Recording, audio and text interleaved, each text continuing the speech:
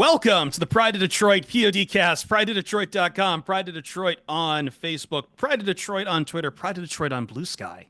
And we welcome you into the Pride of Detroit PODcast. You know who we are. You know what we do. And it is the after the draft, so this is the big chalupa, the big cheesy gordita crunch, the big one. Stuffed, loaded, ready to go to talk about draft classes, which we do very well, I'd like to say. When we actually have some stuff in the books. Might be a little rusty this year, you know. Didn't get to do one last year. I wasn't going to say it. I was trying to be on my best behavior. Oh, sorry. You wanted me to not talk about Shadur Sanders, and, now we didn't want you to mention that we didn't have a draft show last year. But here we are, Jeremy. We've got big storylines to talk about in this. I'm Chris Perfett, at Perfett on Blue Sky, at Chris Perfett on X. Jeremy Reisman, the fearless leader, at Detroit on Lion, and Ryan Matthews, at Ryan_POD. Ryan, how are we doing? Well, I guess much like Shadur Sanders, we were left waiting for our call about the draft last year, and we never got it. So as UDFAs, I think we do pretty good now. I think we do pretty good. Oh, okay. I thought this was like the fifth round, but sure. Yeah. UDFA? Yeah. Okay. I can take that. Means we sign our own contracts. Okay, we got it out of the way. We're done annoying Jeremy. We're done. We're done. 100% done. There are several major storylines from the Detroit Lions draft class that we are going to dive into here, and we're going to talk about every pick in the Detroit Lions draft class. Maybe get some UDFA talk near the end, but just want to first, before we begin, thanks to Kentley Platty and John Whitaker for joining us for the draft streams. I apologize for the technical difficulties that happened at night one as my ISP started throttling me exactly when the Lions were like 2 picks away from on the clock. So I feel like the Tyreek Williams experience was a little muted in my book. The good news is I got to see his cats the next day, and suddenly I was like, yeah, this is an A-plus draft pick. But this is a trench heavies draft class, Jeremy. I feel like that is appropriate, given this was a trench heavies draft itself. The Lions, by count, walk away with 2 guards, a defensive tackle, 2 wide receivers, and a safety. And a edge. Everyone's you almost forgot. I almost forgot. I was going to ask Brad. So why did Brad Holmes. So did Brad Holmes. You want to talk about what got drafted? A lot, like over 24 questions about edge to Brad Holmes over the course of 3 days. Ridiculous. It was obsessive. I'm not even trying to hyper defend him. I understand the kind of. We'll talk about it. We'll talk about that later. Yeah. But it's become mimetic. And I think the ironic part about that conversation too is that this was oddly a needs heavy draft. They tackled pretty much all of their biggest needs. We listed 5 of their biggest needs. It was defensive tackle, defensive end, safety, wide receiver, and guard. Specifically wide receiver X. Yeah. And all 6 of their first picks were those 5 needs. Every single one of them. In fact, all 7 of them, I guess, were technically at those needs. And so for Lions fans, it's too weird in 2 ways. One, it's weird for Lions fans to say they still didn't get their biggest need. 2, it's weird for Brad Holmes to go on such a needs-heavy draft when he is Mr. We don't draft for needs. Now, our needs board is a little different than other needs boards because a lot of that is long-term, right? They don't have long-term, they have long-term needs here, and that is something that I do think Brad Holmes pays attention to, and that's why I think he made a lot of the picks that he did over the weekend. I believe so as well. I think the only thing they would really didn't really get on their long-term needs, I think we had talked about, was the idea of maybe a linebacker. Right. And I know that's kind of hanging hard over me because I apparently share brain cells with Howie Roseman, and looking there and saying, there's Jihad Campbell. There's Jihad Campbell. But I'm trying not to let that color my approach of the Tyreek Williams pick, because I think it's a perfectly fine pick. I'm trying to get over my own internal disappointment of seeing Jihad Campbell once again falling to someone like Jihad Campbell once again falling to a team like the Eagles, which feels like just handing them more and more ammunition when they really don't need it. But Tyreek Williams, let's dive in. Let's start there, because I think Tyreek Williams kind of dovetails into a few other conversations. But let's talk about the big man and the two. We'll leave the topic of mango and s'mores aside until we can really dive into that. But let's talk about the man himself. I mean, you said it, Jeremy. Not just a long-term need, but like immediate short-term need apparent. It'll go from subbing in for Aleem to I'm going to imagine, taking the DJ Reader spot. He definitely fits the profile, I think, of the defensive tackles Lions like. Like I don't want to say he's like, we talked about this after the Super Bowl that there'd be a push towards more pass rushing defensive tackles across the league. And he might have those tool sets. I know his D-line coach at Ohio State called him Aaron Donald, which is extremely lofty. But he didn't call him Aaron Donald. No. He said he has some movement skills that remind him of Aaron Donald. Aaron Donald. But this is I just want to pull that back a little bit. But this is the type of DT that the Lions like. A big man to just eat the middle, stuff the run. Yeah, no question. I mean, but they also like that to come with a little like Aleem McNeil twinkle toes to him. Sure. Collapse the pocket. Yeah. Right. Well, and not just that. It's the elite first step. It's the athleticism that I think people are overlooking a little bit. Now, I understand that Brad Holmes is trying to sell us a bill of goods. Like, hey, this guy can pass rush. I know he only had 4.5 sacks in college and not a lot of pressure. It's not a lot of pass rush win rate, but like, you see some of those movement skills. If he had run a full 40 without falling down at his pro day, if you look at his 10 and his 20-yard splits, they're elite and especially elite for a 330-pound guy. When we talked to Larry Johnson, the defensive line coach at OSU, he talked about how that was something that was incredibly special from him. That he talked about when they talked on Zoom and they thought he was 280 pounds and he shows up and he's 330 pounds and he's like, oh my God, what happened? And then he goes out and runs a 4.8 40. And he's like, oh, we're fine. We're great. This guy's going to work out for us. Man, I feel like people would feel a lot differently about this pick if they had listened to the teleconference we had with Larry Johnson, because he raved about this guy. And I'm not going to sit here and tell you he's going to be Aaron Donald. I'm not going to sit here and tell you he's going to suddenly have 8 sacks a season, 10 sacks a season. But I do think that's an underdeveloped part of his game that could be developed because he has those physical tools. Meanwhile, in the run game, an absolute menace, an absolute destroyer of worlds. Like, he is a guy that drives people back. And I think the most impressive thing about him, and it's something, again, that Larry Johnson tipped me off to, and I immediately saw it on tape. Let me pull a quote from him.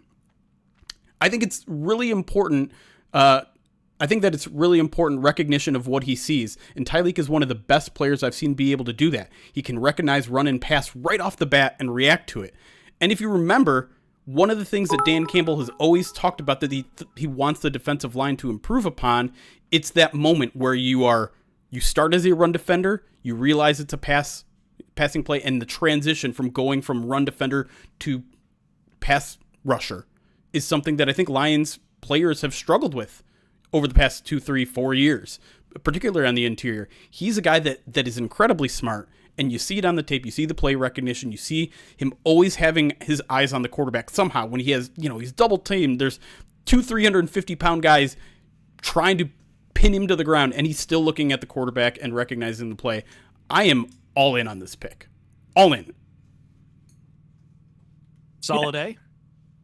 Well, funny enough, I still gave it a B, though. And, I love the player.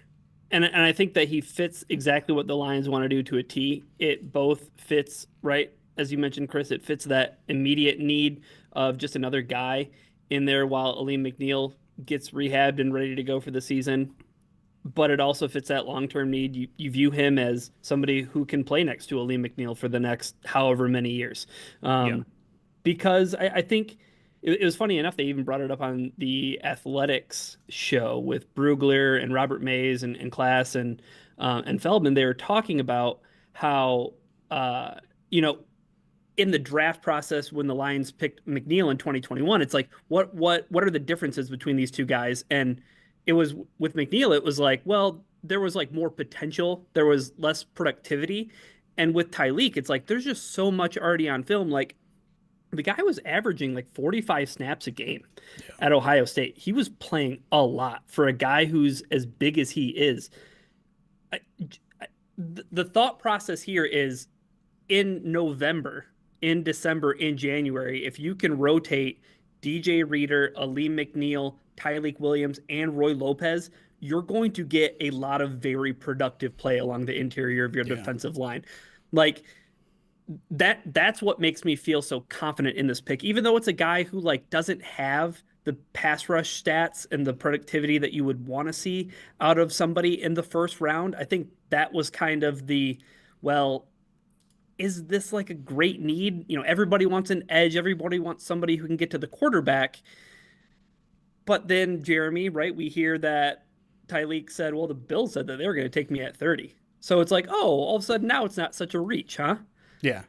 To be clear, I want to read the full quote from him because it's not like definitive that they were going to take him, but like they showed a lot of interest. Yeah. Mm-hmm. He said, quote, "They kind of told me if I was there, they wanted me. I had talked with the head coach, the D-line coach. They said they loved my game and how I play, but it definitely was a possibility." I can also say for certainty that a lot of coaches say they're going to draft a player and then don't draft that player. Yeah. But there's like in terms of reach, I'm with you. Like this was not a reach. I understand, you know, some people had him in the 40s, whatever. I think there was also probably a pretty significant drop off in defensive line talent after you got past Tyreek Williams. And a lot of the edges that you know people thought the Lions should have drafted there, whether Mike Green or Ezraku, those guys ended up going like another 16 picks before getting selected in the second round. So yeah, Derek Harmon went a lot earlier than I think all of us anticipated. Like, and this was kind of the overall point about the draft too, is like right. A lot of once our you got favorites past, did, right? Yeah, once you got past like the first 5 and maybe Genty, like it's anyone's game. Like Gray Zabel, like if I told you before the draft, hey, Gray Zabel's going to be a top 15 pick. Like I mean, anyone had that. We wrote that entire series of who we want the Lions to draft. Lions should draft this guy. The Lions should draft. One of those guys was available at 28. Jahad Campbell. That was it. Yep. Yeah. And so it didn't fall great for the Lions, I would say in general. But again, like I'm not disappointed with Tyreek at all. I don't view him as a consolation prize. If anything, I'm maybe a tad surprised that Brad didn't get a little antsy when some of those guys were close, but a lot of those guys weren't close. Like you said, like my guy, Micah Williams was not close. Gray Zabel was not close. I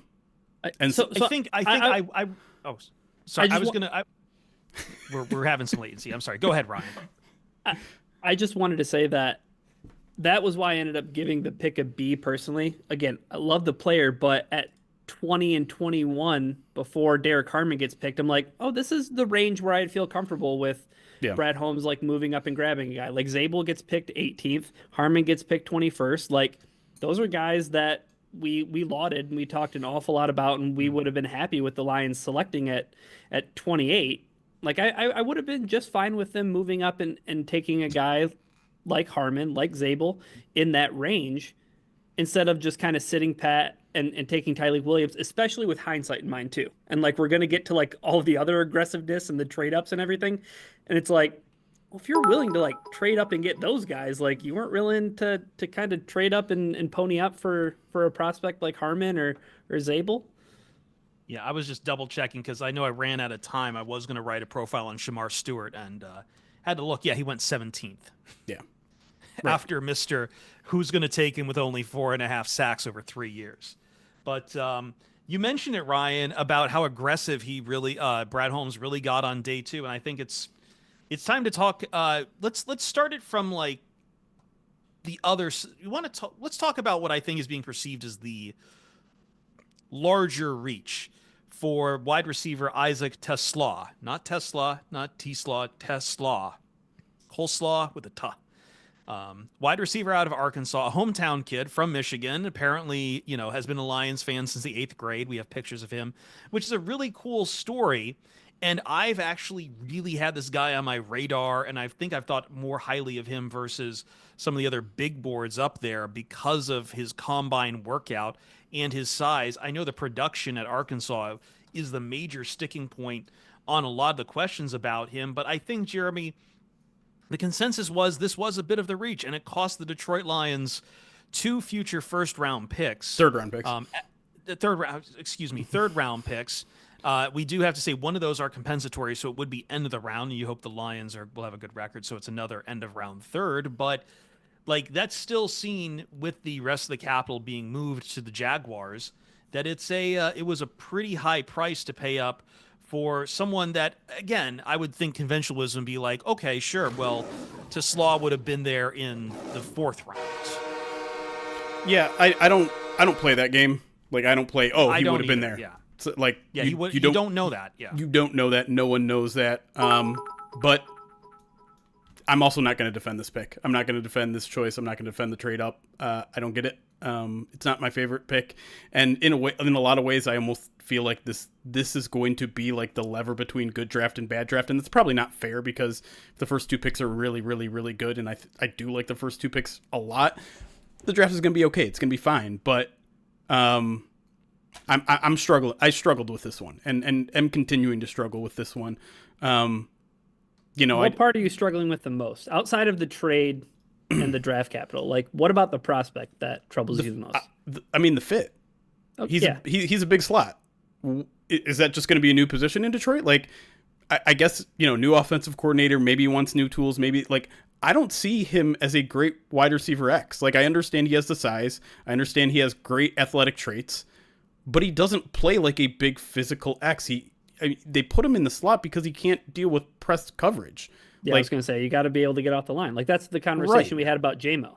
And listen, I'm not a professional wide receiver scout. I did watch a couple games of him, and I'm just like, okay, he like, here. Let me start with the good things, because there are some good things. It's the athletic traits. It's the hands. He's catching it away from his body. I think he has a good, not dropping passes.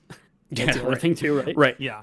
I think he has a good understanding of zone coverage, and so he'll find that open space, even if Jared Goff gets out of the pocket, which doesn't happen much. But like, he's capable of doing all of that, and once the ball is in his hands, like, he can do some special things. And blocker, like crazy blocker, right?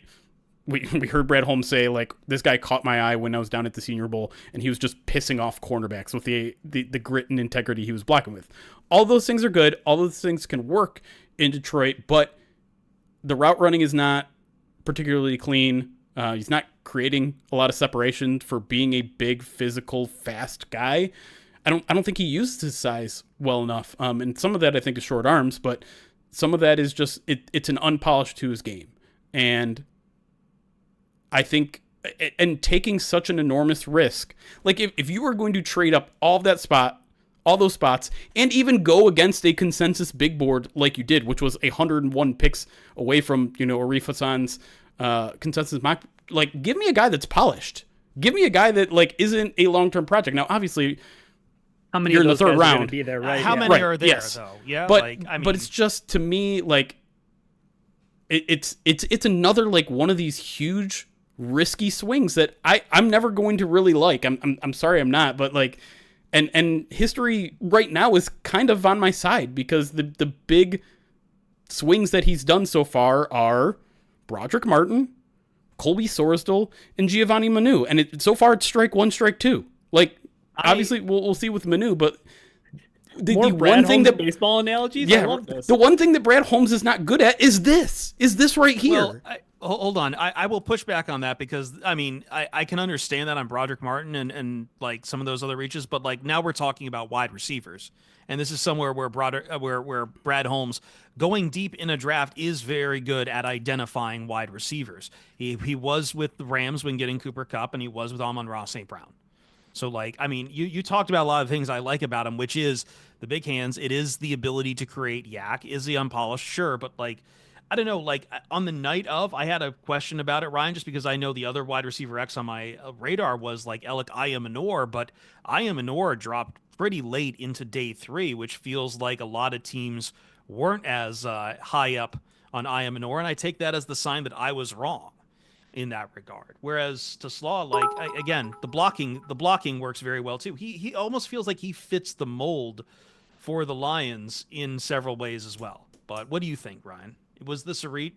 Is this a reach? Do you like the fit? Like, how do you take this? It's undoubtedly a reach, right?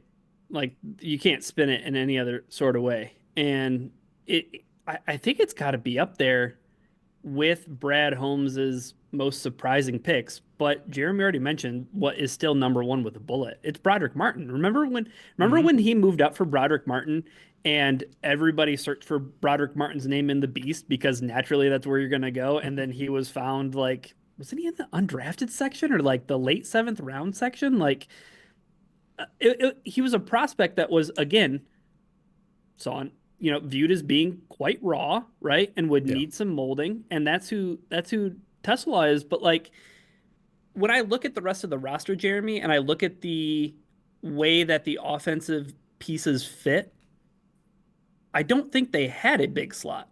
Like if they had one, it was going to be Sam Laporta. And like I know how Right. you mentioned, you bring in, new offensive coordinator, like how are things going to change a little bit? And maybe that's something he wants to integrate into the offense. And if your only other option is Sam Laporta, I mean, maybe you can use Tim Patrick there, but probably not because again, you want him to be Right. your wide receiver X. So I think so. That's what we think, right? Like that's what makes most sense, that you would spend all these draft resources to, like, you're not going to just be this sub package big slot guy. You're going to be the wide receiver X. yeah, you're gonna have a bigger role long term. I think the things I feel confident in are one, Scotty Montgomery. That's Like fair. I think that he's a Yep. damn good Yeah. coach, and I think that if you want to see the Lions' track record at developing wide receivers, you look at guys like Amon-Ra St. Brown, and you celebrate what Jamison Williams has eventually turned into. Yep. Um, you look at Scotty Montgomery, and you look at the mentorship that he could receive under Tim Patrick. Like, Sure. if you want a guy to learn under, it's going to be Yes. that guy, right? That is the positive spin that I wanted to get to too, because yeah, like he's going to have a redshirt year. And that's only it's gonna put like almost a JMO like pressure on him, because he's not going to contribute a lot this year unless injuries happen, and people are going to start saying, "Oh my God, he's a bust! Oh my God, he's a bust!" And I hope he has the mental fortitude to push that aside, because I know it is cool that he is a Lions fan and a local guy, and you can tell talking to him that it means a lot to be here, and it would mean even more to be part of a championship team for the freaking Detroit Lions. Like that is all going to matter. He's got his head on straight, and everything you listed is right. Like if there is a perfect landing spot for Isaac TeSlaa, it's here. It's 100% here. And so Brad Holmes is doing what I can understand why he's doing it, because he has trust in his coaching staff. But he trusted his coaching staff with a really good defensive line coach, and it didn't work out for Colby. It didn't work out for Broderick Martin. Trusted a really good offensive line coach and took Colby Storsdale, a guy like 150 picks away from the consensus mock from a small school, and it hasn't worked out there as much either. And now you're picking another small school guy who did transfer to Arkansas, but like the production dropped. He wasn't very productive. He wasn't I mean, I think in the end he still had the most catches and receptions in Arkansas, but like I don't know. I think he absolutely got a bump it's a because of the big swing. combine. Yeah. It's a big 100% he did. He balled out at the combine and at the Senior Bowl. Yeah, and yes. But I think you posted, Jeremy, the trade value charts, which I mean, I know it's a positive for Detroit if you're looking at the Jimmy Johnson one, but that is horribly outdated.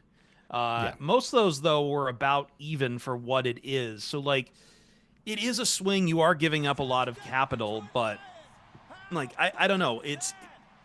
You hear 2 third-round picks, and it's really hard to roll your head around any of that, especially when because I know a lot of those models also take off a lot of value because those are future third-round picks, which, like, I'm not sure if that's a really good way to, like, put that as a model. Like, I mean, I'm not smart enough to say that, but Yeah. like, I mean, I'm sure we're getting next year and we might miss those.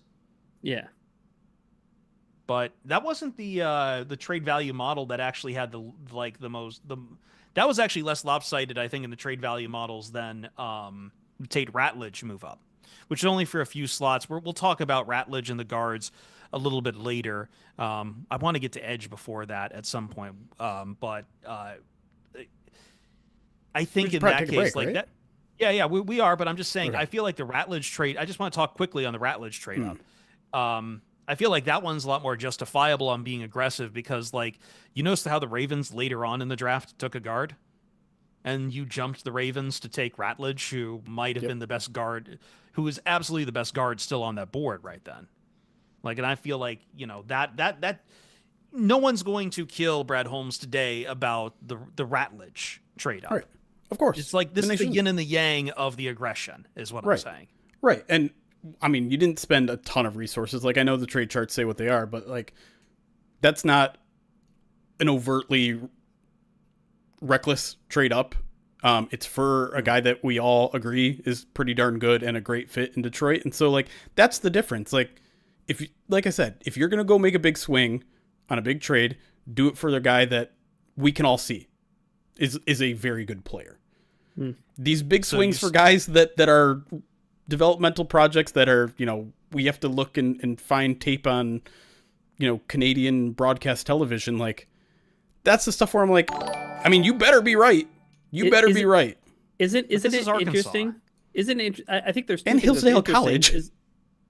I think that you look at all these massive trade ups. It's been a lot of trench guys, right? It's Giovanni, it's Sorsdal, it's Broderick Martin, it's even Ratledge. I mean, like, trading up for guys that are like that.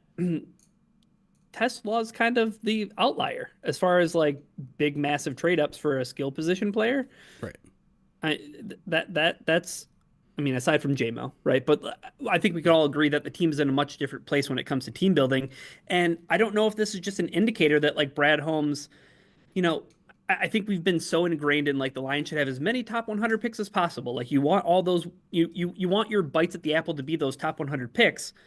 Now it's like, it seems like Brad Holmes is like, I want my guys on day one and day two. And, like, if I can get my guys on day one and day two, then I'm relatively cool with that. And that's how you can justify saying it's okay to move up 3 spots, or move up 3 spots and give up 100 spots, from going from 130 to 230. And the last thing is just Brad Holmes before the draft talking about, I don't need the numbers to match exactly. Whereas, like, some other teams are like, oh, like, this is a lopsided trade because we're not getting X amount of value. And Brad Holmes is just like, I don't care. Like, I just want the guys. Like, is that good? Is that bad? I don't know. Like, I guess, again, the only other thing, and I'll say it again, is, like, the one thing that doesn't make me feel as bad about it. I still kind of feel like this was a big reach, but again, like, compared to Broderick Martin, Ryan, compared to Sorsdal, this is a wide receiver, and this has been Brad Holmes' like wheelhouse when it comes to a lot of scouting. It's what he's kind of been known for. So, like, I feel like I'm giving it a little bit more. I understand, like, it's a lot of small school stuff. It's Arkansas, and he didn't have a great quarterback throwing to him in Arkansas, so it's a bit of a black box still. But you just hope at least this is the position that if you're going to take a swing on it, this seems like maybe he's going to connect better on a wide receiver versus some of the trenches guys he's made the swings for. I hope so. I know you wanted to, you were about to transition. I'm sorry. I had the perfect bridge, Jeremy. I'm sorry. I needed to get one more thing in there because I understand, like, hey, we need trust Brad Holmes. Like, he's a good evaluator. He sees talent, and the small school stuff needs to be underlined, though. Like, because that involves projection, right? That's not just, hey, I see this guy playing good, he's good. It's, I see traits that I think are going to translate when they start stepping up in competition, and that has been a weak spot. It has. Can you name, like, the closest thing we have to that is James Houston, and he lasted a year and a half of, like, one really, really great stretch, but then it fell off, right? Supernovas burn bright, Jeremy. All right. Sorry. I agree. What was my bridge now? Oh, what's never a reach? Oh, yeah, okay. What's never a reach? What's never you should always reach. Shadora reach out. Reach out for Righteous Felon Craft Jerky and Meat Sticks with the pride of choice is brought to you by Righteous Felon with 2-ounce bags of jerky with 16 to 20 grams of protein. That's a lot of protein. And each stick with 8 grams of protein. If it's good enough for us, it'll be good enough for you too. Righteous Felon is based in Westchester, Pennsylvania, using locally sourced all-out natural black Angus beef. They pride themselves on superior quality, revolutionary flavors, and unique. Okay, let me try this again. Reset like it's my pro day, like I'm Shadur Sanders throwing to Travis Hunter. Superior quality, revolutionary branding, and unique flavors that go beyond the stereotypical jerky offering. Ryan, what would sitting at home falling in the draft flavor feel like? Bitter, wouldn't it? Yeah. Something bitter. What's bitter?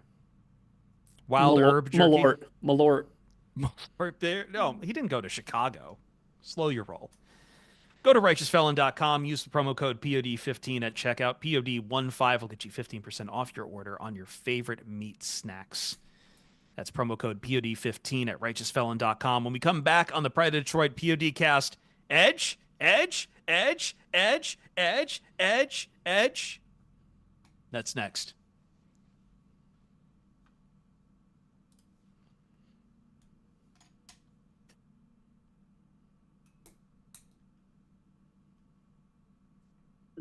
Hello, chat. Sorry, Conrad. I didn't even write that article. We I got wasn't a in charge lot of that those. article at all. We got like I kept looking on the front page because I was posting stuff to Blue Sky, and there was like 5 of those that got posted. We SB Nation literally hired people just to write about finalizing of trades. So like all these draft picks that they get traded around, like once they're finalized, the trade up for Terrion Arnold, like that pick got finalized, and it is wild. They are click gold, and so they literally hired people to write. I think we had like 4 of them this week, and like you said, there was one about All the by Donovan different writers. Peoples-Jones trade. I was gonna say Donovan Peoples-Jones that when I saw that one go up, I immediately knew that something was wrong because I was like, Jeremy would never have a title that starts out with somehow. That would never happen. You know how scared Correct. people got when they saw Terrion Arnold trade finalized in the 2025 NFL draft? Yeah, I literally, like, I didn't even edit those articles. I didn't schedule them. I didn't edit them. That was like, we like off-brand Pride of Detroit. That's what that was. We have Pride of Detroit at home. That's right. But But like one of, I think the Terrion Arnold one blew up probably because it said Terrion Arnold trade is the first 3 words of an article, which What? I would like to hope I would never do to you guys. But anyways, that's the story behind that. All right, let me get to some alerts and then we'll talk about whatever you guys want to talk about. You want to yell at me more? That's fine too. Wait, were they yelling at you about that? Twitch is yelling at him a little bit about TeSlaa. Yeah.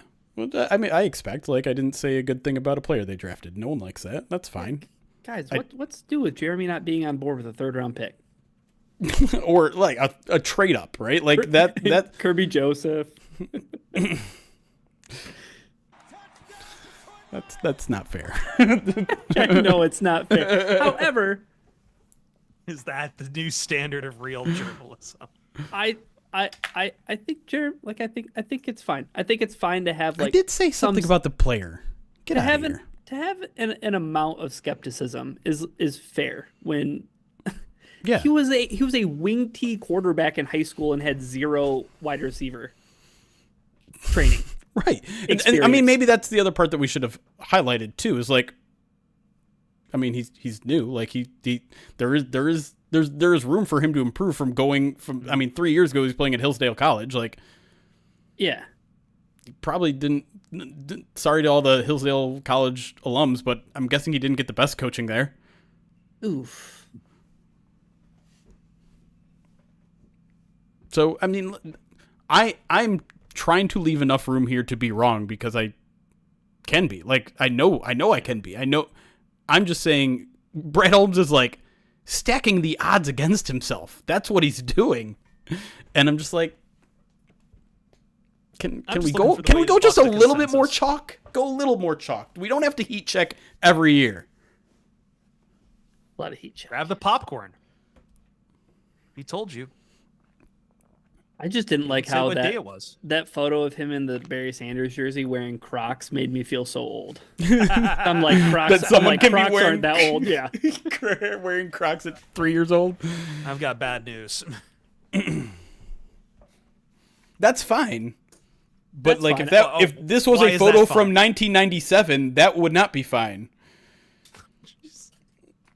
That photo was from like 2005 probably, because it's like Right. Well, no, TeSlaa saying that he grew up watching Matthew Stafford and Calvin Johnson. That's when the age heat check really hit me. Yeah. Well, I mean, what that really is him just trying to get a one-up over Hayden Hutchinson, who was never a Lions fan. Big Patriots. I like people who are asking me. It's like, oh, he says he was a Lions fan since the 8th grade. What was he before the 8th grade? No, he didn't say that. He said his that jersey he wore at the top 30 was from his 8th grade. He got it in 8th grade. I think people misunderstood it. Yeah. The first question Brad Holmes should have asked him been like, "Oh, you've been a fan of the Lions since 8th grade. Name 5 players."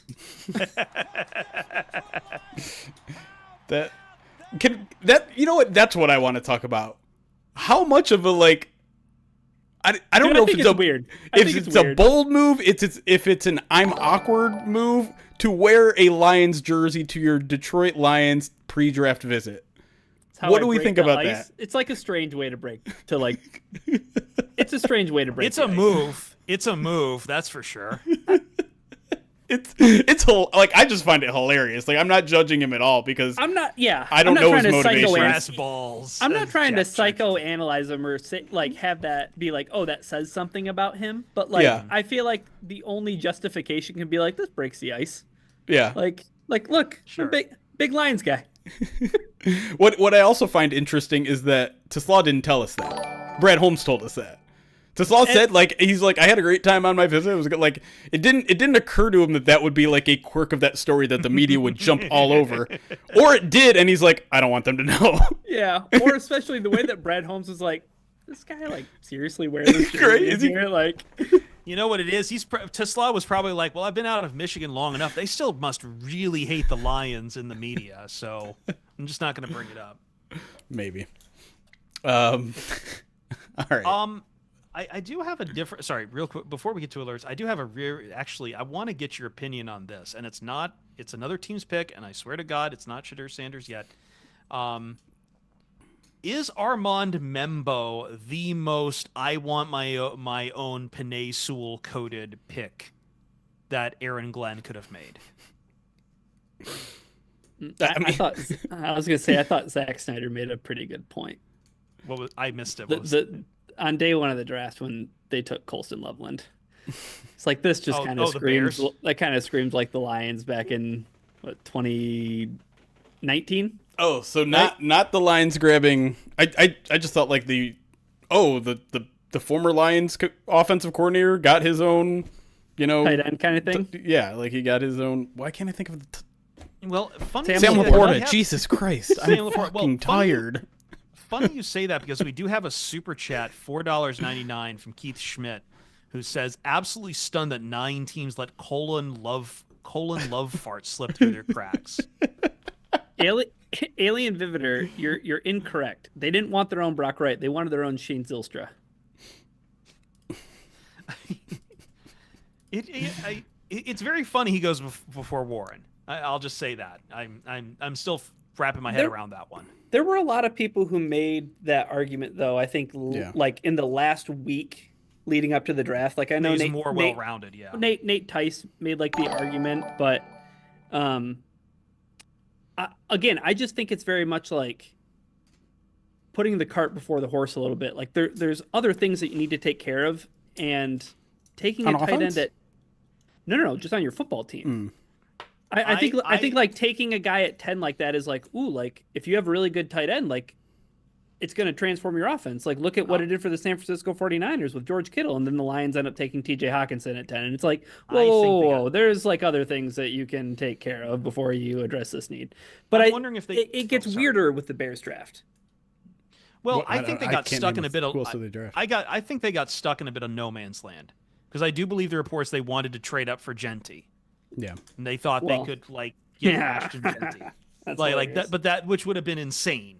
But without Genty, it sounded like from everything there is like they really wanted to trade back, and in spite of Schefter going, there's going to be like so many people are on the phone for trades, there was no movement. Until you got to the 20s. Yeah, they were stuck. Oh man, see, I wish I would have said this in the first segment, but that's what who was it, Jeremy? Was it I think it was Graziano who, like, this past week said, oh, there's going to be a run on defensive linemen. Like, people think there's going to be, like, a run on defensive linemen. The only part that he was wrong on was saying that it was going to be early. Yeah. Because it, like, kind of happened, like, right before the Lions pick came up. Because it was, like, Yeah. Damn, Brad said it, I think, too. He's like, well, I think he was talking about trades and maybe referencing defensive line members. Like, yeah, we were expecting kind of a wave of it, and it didn't happen until right before our pick. Yeah. And it's like they got I think that it was the 10th defensive lineman who came off the board Is he? in round 1. Yeah. And not only just the 5th defensive lineman, but like the 5th defensive tackle. And Yeah. I think that's where people are like, man, like you can't move back for that guy. But I don't know.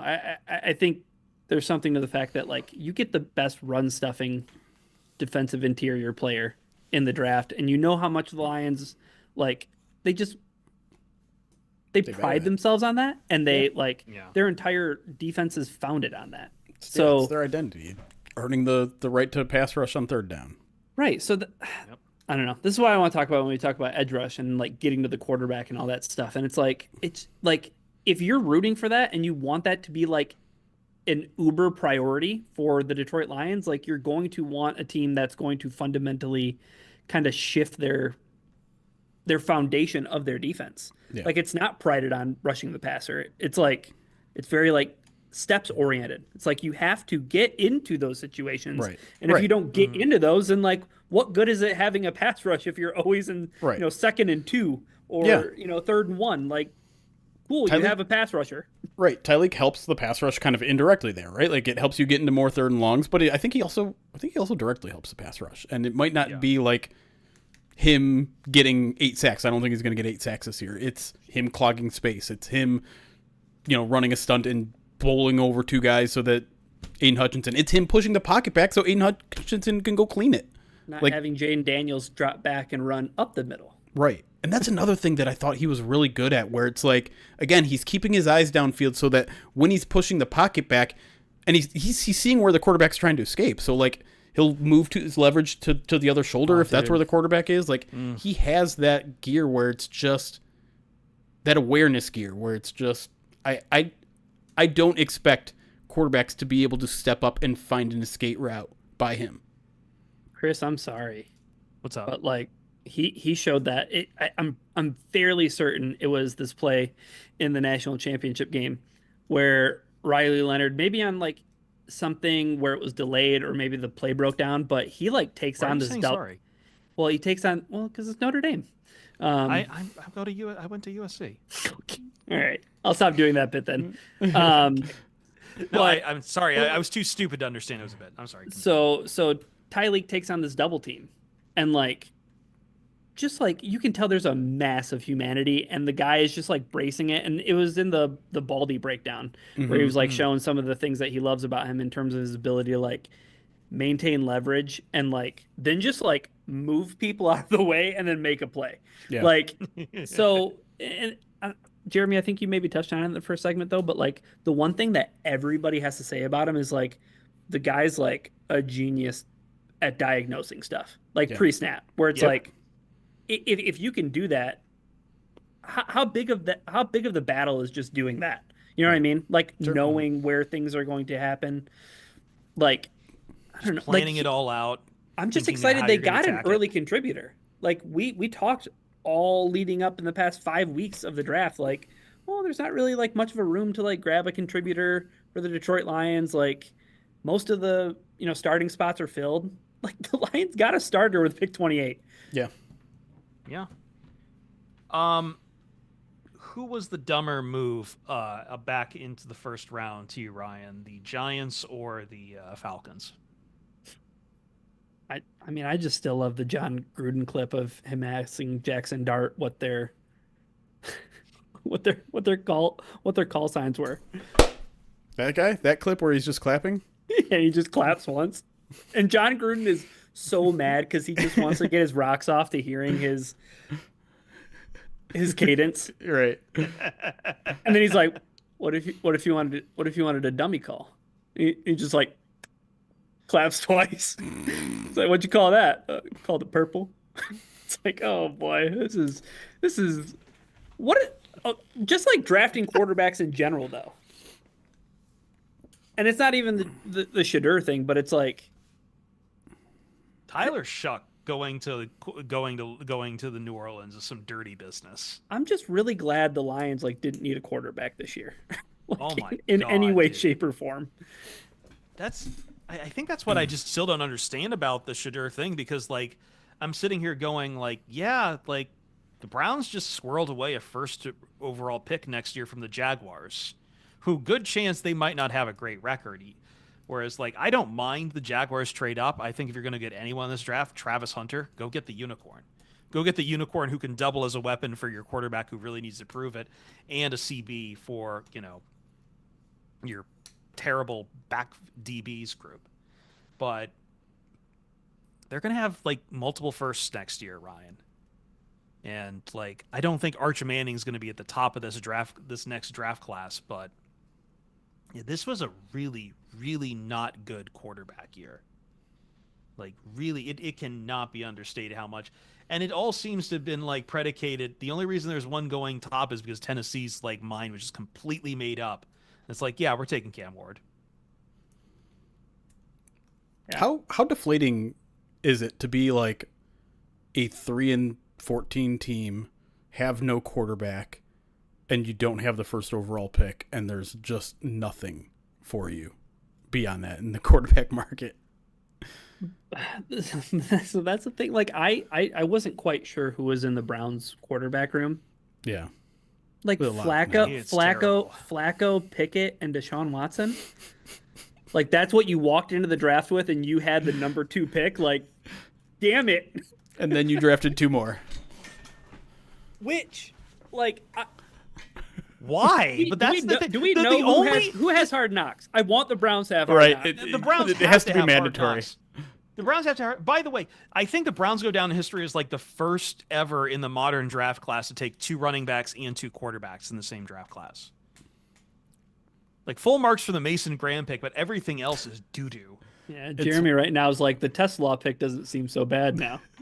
No, what I'm thinking is, imagine trying to cover that training camp. Did you watch the video? I hate to do the draft video because like some guys are just locked in, but like Stefanski and their GM did not look happy when they had to take Shadur Sanders, and everyone's saying that Jimmy Haslam has cultivated a close relationship with Deion Sanders. And this is a track record for Jimmy. So glad I'm not a Browns fan. It's like they've never done anything bad before, and they don't deserve all of this karma. Or Mason Graham. Like, I love the trajectory that the Browns were on. I was like, wow, they moved back. They still got like a dynamite player in Mason Graham. They got your linebacker Schlesinger in They were having an awesome draft. Like, I loved their draft, and then they're like, I even like the Judkins pick. Like, yes, I like the Judkins pick. He's super athletic. And then it's like Dylan Gabriel. And it was part of the whole Shadur Sanders, like, where's he going to get picked? And then it's all these guys who are not Shadur Sanders. And Dylan Gabriel felt like the ultimate, like, okay, like, what are we doing here now? Like, what's really going on? And then they draft the guy too. And like, not to do another same joke, but it's like, Mom in the car, we have drafting Robert Griffin III and Kirk Cousins at home. It's like, oh, no, we don't. It's wild. It's probably going to be a massive distraction. I mean, who's going to come out of that this year? Is it Joe Flacco? Dude, no. If he does, then can he win comeback player of the year again? I'm just saying, who's their week 1 starter? I think it still might be Joe Flacco. How many do you keep? Like, Kenny Pickett can't stay there now, right? Can they cut Deshaun Watson after restructuring? Or do they have to carry him? I don't know. He did tear his Achilles in January. He's going to be a pup or IR or what? He's going to be a pup. So that has to be the thought process, because, Chris, they have 4 quarterbacks in. I know. I think the funniest is that Dylan Gabriel wins the job. Week 1? I think that's the funniest, and also, honestly, what I would back at this point. Also, though, like, if Shadur Sanders doesn't win that competition, yes. If he doesn't win that competition, all of the discussion during the draft that pissed me off is like, I don't care where you ranked him. If he cannot beat out geriatric Flacco, Washed-ass Kenny Pickett, and old-ass Dylan Gabriel. Were you ever really that talented to begin with? All the people will just blame the coaching staff. Oh, they're holding them down. It hit Tebow levels of insanity. Like, I get fifth round's probably too far for him, but like, I don't think the one thing about Shedeur is like, this is the biggest disconnect from guys on TV assuring you that this is a top talent versus some small voices out there, whip smart voices like Mike Tanier, who's saying this is not a first round talent. This is maybe like edge top 100 at best. And like, I talked with someone who goes on FS1, and there was absolutely something that happened, Ryan, where guys were not high when the cameras weren't on. Guys were not high on Shedeur Sanders. But when they were on, nobody wanted to even risk the idea of getting a phone call from Deion Sanders. Everyone wanted to stay in good graces because the guy used to have media connections. So, and like, you're maybe claiming a lot of this interview stuff, huh? No, it's not. It's just not that. It's not a conspiracy. We have these preconceptions. We have things we think about all of these things. And like, I don't know how much of the rumors about the interviews and what Todd McShay said is all true, or that justifies him dropping to the fifth round. But there was I have not seen a disconnect this badly between what the actual value teams thought of when it comes to something like this and what people are saying on television since the results of the 2016 presidential election. We're here now, huh? I'm not that. Look, leave the rest of that alone. I'm just saying that in its vacuum. That's where I think like it's that far jarring between Mel Kiper screaming up and down and what actually happened out there. And I don't think there's collusion, and I don't you had Trump and Stephen A. Smith alike all weighing in screaming bloody murder about this. This is a full-blown circus no matter what happens next. Good job, Cleveland. All right, I'm going to get to some alerts. Yeah. Because, quite frankly, I want no part of this conversation. Let me get back. Oh, man, I have to scroll back. Elite Nacho, thank you for the follow. C. Davis, thank you for the follow. Slyest Rye, the first one to get in there with a resub. 39 months. Thanks, buddy. It's free if you use your Amazon Prime. How do you do that? You just got to click the button. Click the button, folks. Sure. I'm not going to get into it. RGA 40 bits on Twitch says, Ahmed Hassanein. That's like the first time I've said it out loud. All Pro Habibi. I love that. Drew Falcons, 27 months subscribed on Twitch says, sup, gang.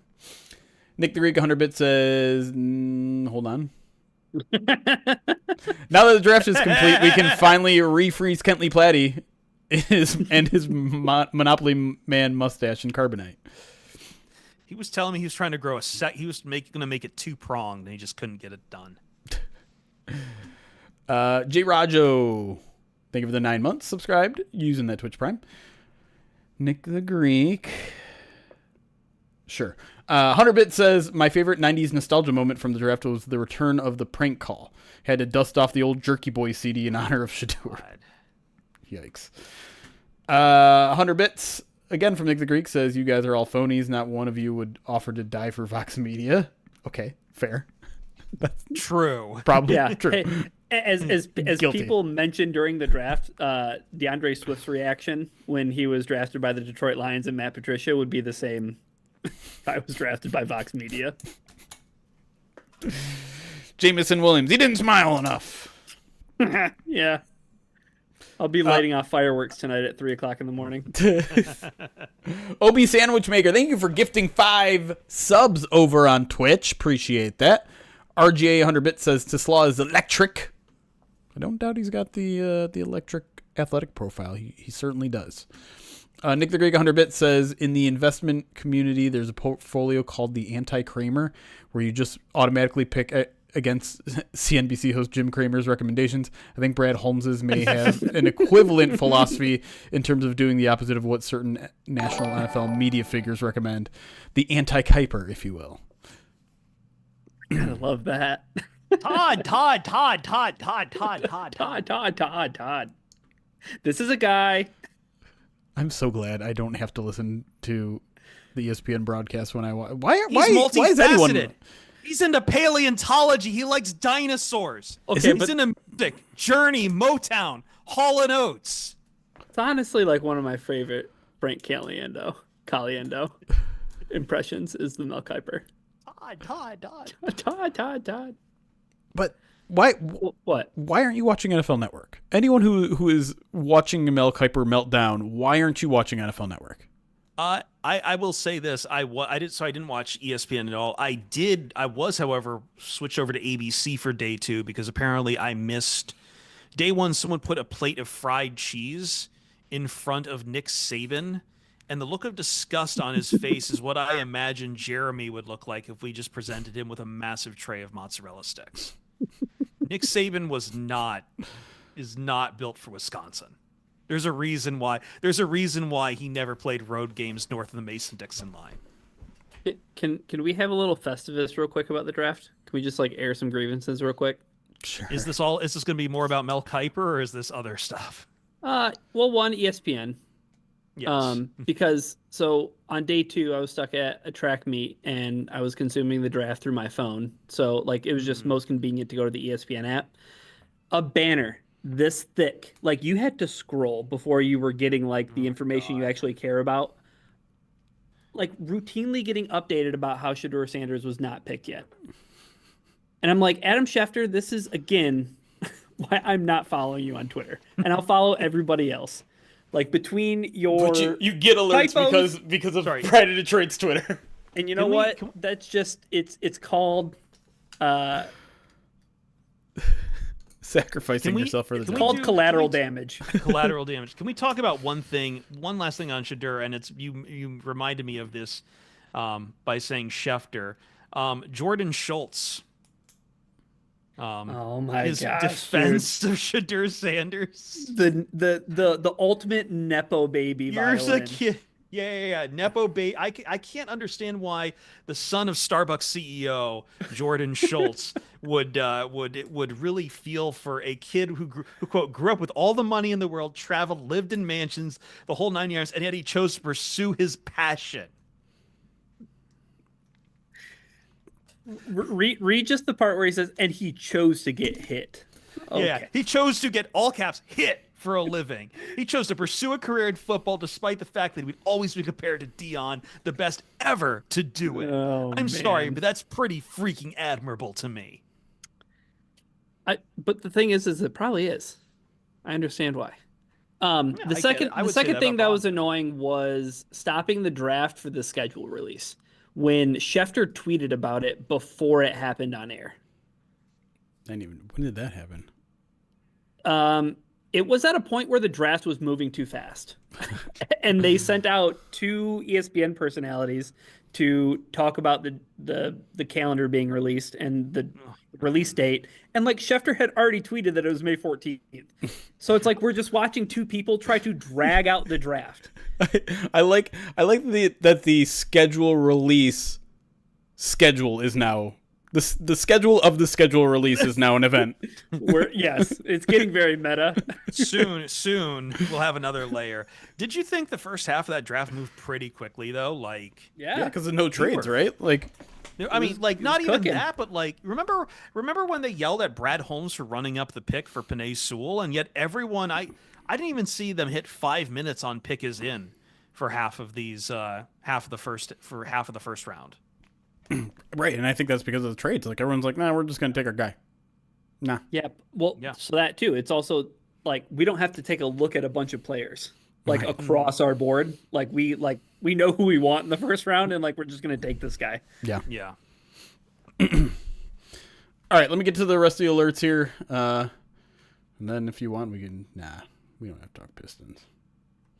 El Gato Diablo. Yeah, 28 months, says in Holmes we trust. Jack Churchill 4-bit says, let Brad cook. Fair. Dan Gamble, 22 months, says, would you rather have one of the lottery ticket players like Broderick Martin, Gio Manu, TeSlaa, who could potentially be a Pro Bowler hit and be a star, or take 4 average third-rounders? I mean, can there not be a middle option? Can there not be a Kirby Joseph? I know it wasn't my favorite pick at the time, and listen, there was a little development there too, right? Like, he's a converted wide receiver, so new to the safety position. Didn't necessarily work out. True. Sorry, I'm trying to help you, but yeah, I don't know. I mean, I understand like the mind exercise there. Would you rather swing for the fences? I'm making another baseball analogy. Swing for the fences 4 times, or hit a couple singles to try to get the runners around so you don't get caught sliding into home plate. That's right. Wow. All of the baseball analogies. Might as well, because the Tigers are effing killing it right now. Best team in the AL. And I don't care. No? I'm even a little excited. I know, I want to be excited, and the thing is I was watching both the games today simultaneously, and I'd flip over if there was a bad thing that happened in the other game that we're not talking about, and I flipped over the Tigers game, and they're raking doubles, and Javier Baez is hitting doubles and stealing bags, and and Skubal is on fire, and I'm just like, cool. Yeah, sure, this is fun, but Tim Hardaway Jr. just got freaking fouled. Yeah. It is, but it feels like a little bit of a relief that the Tigers are just good off the bat, right off the beginning of the season. I know baseball doesn't always work out this way, but you feel pretty damn comfortable they're gonna make the playoffs, right? You're just oh well, I can just sit back and kick my feet up with the Tigers because come October, I know they're gonna be in. Maybe there's a summer slump, but right now, best team in the American League. Plus 42 run differential feels pretty good to me right now. And they're missing a lot of players that are good, that are starters for them. Yeah. All right, I want to get through the last alerts here, and then no. Then I think we should talk Pistons a little bit, maybe. I'd rather do segment 2. I swear to God. OJ McCord YouTube's talking about how much I suck, so we're way off the reservation. OJ McCord, 16 months, says, first live listen in a while. It feels like this draft will have bigger impact of the Lions' future than their ability to win the Super Bowl this year. I think that's a perfectly fair take. People have spoken. Please no. Okay, no Pistons. No Please no Pistons. No All right, Pistons. that's fine. Detroit versus everybody. Here's one take that I saw that I don't really understand. I understand, I don't agree with, I should say, that you take your big, twitchy defensive tackle because, there was extra motivation to make that pick because of Aleem McNeil's injury. Because we needed someone to be able to fill that role right away. Poor Broderick Martin, though. Do you know what I mean? If that's, part of your rationale, it's you still needed another guy there. You brought back Levi Onwuzurike, you have DJ Reader, you signed Roy Lopez to a sizable contract, and you still felt like you needed to add another guy in the interim. Yeah. It doesn't look. I already thought he was on the outside of the roster going in to the draft, and now I think he's double outside. It's a tough road for him. Tight end. Hey, they could use more competition in that room. Did they sign a UDFA at tight end? They must have. I think they need a body or two there. I forgot who drafted Hawes. Jackson Hawes. Where are we on alerts? Sorry. Also, I want to put this out here now before we get to it, and you're like, hey, so UDFAs? I don't know a single thing about any of the UDFAs, so I don't. One of them is the nephew of Zadarius That's Smith. That's the only thing I know, and so I have very little. Tinfoil hats in the chat to talk about him. That's all right. Hey, we got your nephew a paycheck. Yeah, there you go. $200K. If you want to skim a little off the top there, go for it. Oh wow! Hold on, the accusations. I think Like, Wow. get the Lions in trouble. What are we doing here? All I'm saying. You're implicating them in some serious stuff right now, Jeremy Reisman. Listen, This is an insane NIL era the Detroit Lions have entered. I'm just saying, embezzlement isn't a crime if they don't catch you. Next thing we know, Cash Doll is going to be on the payroll. Who's to say she's not already? 97-1. Dill M, thank you for the sub over on YouTube. Donald Smith, also for the sub on YouTube. Wadgen Maker, I keep butchering it, I'm so sorry. 20 months, says Jeremy. Did you feel like the media was too hard on Holmes after day 2? It felt like they were just badgering him in his press conference. We're going to talk about it a little bit, but absolutely yes. It put me in a bad mood that night. Like, I was not feeling the TeSlaa pick. That was not a great way to end the night, but like them just continuing to ask, like, I wanted to learn about the new picks. Tell me why you got tell me what about TeSlaa made you so adamant about going up and getting him instead of one person continually asking about edge. Like, this is our one opportunity to talk to Brad for the next 6 months. And Doesn't matter, Jeremy, we're edging. And it was bothering the hell out of me. I hated it. And I thought it was embarrassing from the media, and I kind of expressed as much in the room afterwards. And I'll say this too, like, it came from someone who's not there all the time. And that bothers me even more. Because you're taking up, like, I put in the work to be there every time. And I don't know. There's no attendance award, but Jeremy elitism happening again. I get frustrated with that shit when because it makes us look bad too. Like, fans hate the media now. Like, oh, all the media wants, and Brad hates us sometimes. He's like, you guys just all want to talk about Edge. Like, no, those guys do. That's why the ones that are here are not the ones asking the questions a million times. I was told that you're not in the room. Can you clarify that? Apparently, I accidentally stepped into more Woodward sports drama this weekend, which I didn't realize what I was doing. It was my fault. You did? I called out someone who I just saw, like, a really weird bitchy video of someone calling all Lions fans soft because they criticized a guy who criticized the Tyreek Williams pick. I'm like, nothing more. This is too many layers for me. Nothing more manly than a guy who can't take a little criticism, so he calls everyone else soft. And apparently that guy worked for Woodward Sports, what I hadn't realized when I quote tweeted him. Oh wow! So wait, was that after the TeSlaa pick? Because you were feeling like nope. Oh, okay. That was day 1, the day of day 2. Anyways, sorry to that guy. I guess not really, but this is what I guess I missed, like, mostly consuming through Blue Sky. Yeah. The only thing that I really had was someone who I genuinely had to block on there who was repeatedly saying that TeSlaa was a pick to placate racist Michiganders and the Fords are still neo-Nazis because apparently the high school he went to. Oh, it's yeah. like, I will not root for the Lions because they took someone from Unity Christian. Like, you gotta find a different hill to die on. Is that Kanye West Blue Sky account? I don't know, man. yikes. That was something. Kick Puncher, thank you for the 16 months. That's happiest about Ratledge. O-line makes us go. Keith Schmidt, $5 super chat, says the colon love fart one. Damian Smith, the £5 super chat over on YouTube, says, it felt like Brad said, bro, do you watch ball? I think he could do a better job of managing fan expectations, which mock drafts and big board set. That's a fair take. I mean, Brad was like that was on day 3 where he kind of like cut the promo of y'all don't know shit. Like that was basically his, because I think he was asked about Shador. And he's like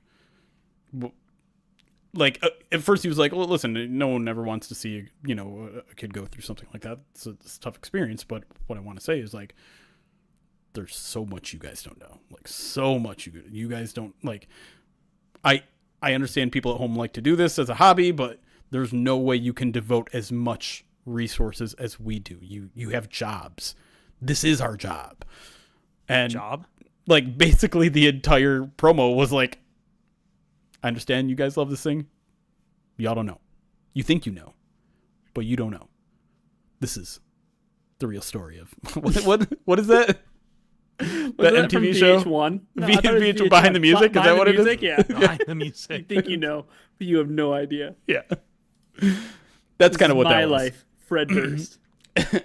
And like anytime I'm critical about a pick or a decision or a player or whatever, like I want to make sure I leave enough room for that. Like I'm not dead set that Isaac TeSlaa is going to be a bad player. I have no idea. I'm just saying it's a weird fit. It's a costly decision, and it's a big risk. Oh, Jeremy, you were right. I'm so sorry. I need to issue an apology. Let me hear it. It was MTV Diary. MTV Diary.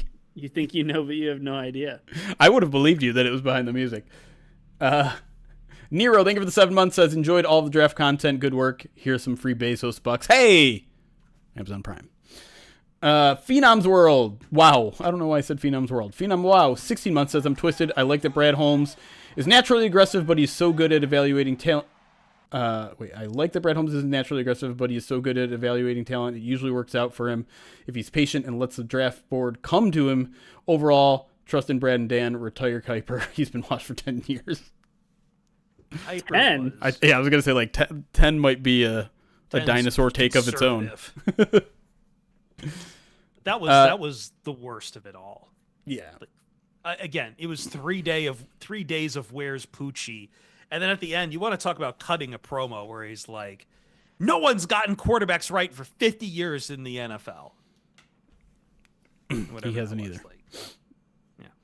I thought he was 100. supposed to retire over the. You know what? I forgot the name of the quarterback. Go ahead. That's how good his career was. Jimmy Clausen. Remember Jimmy Clausen's Clausen. name. Yeah. Nick the Reek, 126 bits. I am not reading that one. AEM, thank you for subscribing on YouTube. Silver Rush, thank you for following on Twitch. And Silver Rush, wait, how did you follow and then subscribe for 24 months? Very carefully. But thank you for the 24 months. Says 2 years ago, we thought Brad didn't know about positional value. Now he's a positional villain. Fair.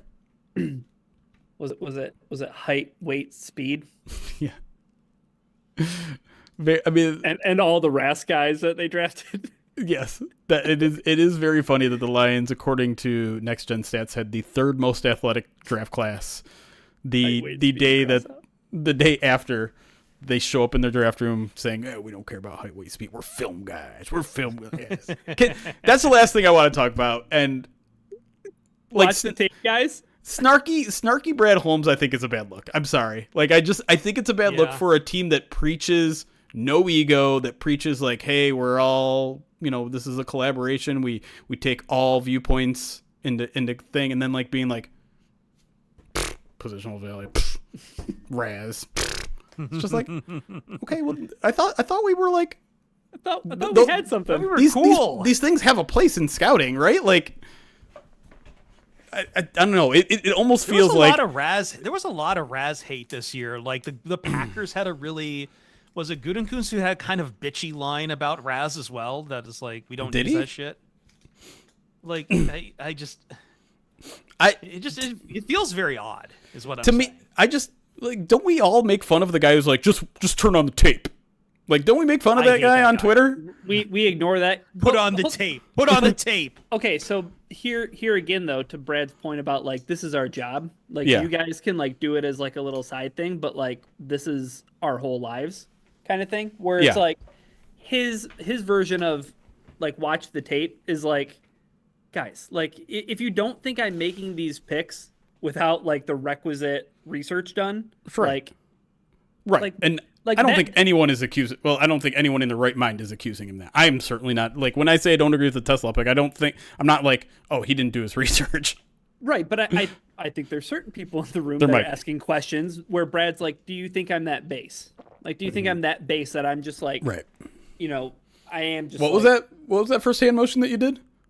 Throwing darts. But anyways, that did not look like throwing darts. Those were darts. Those were darts. Hold on. Speaking of that, why don't you guys take a look at the graphic for MTV Diary? If you think you have no idea. Well, it's true. We really did have no idea what was going on with the person in the bottom left corner.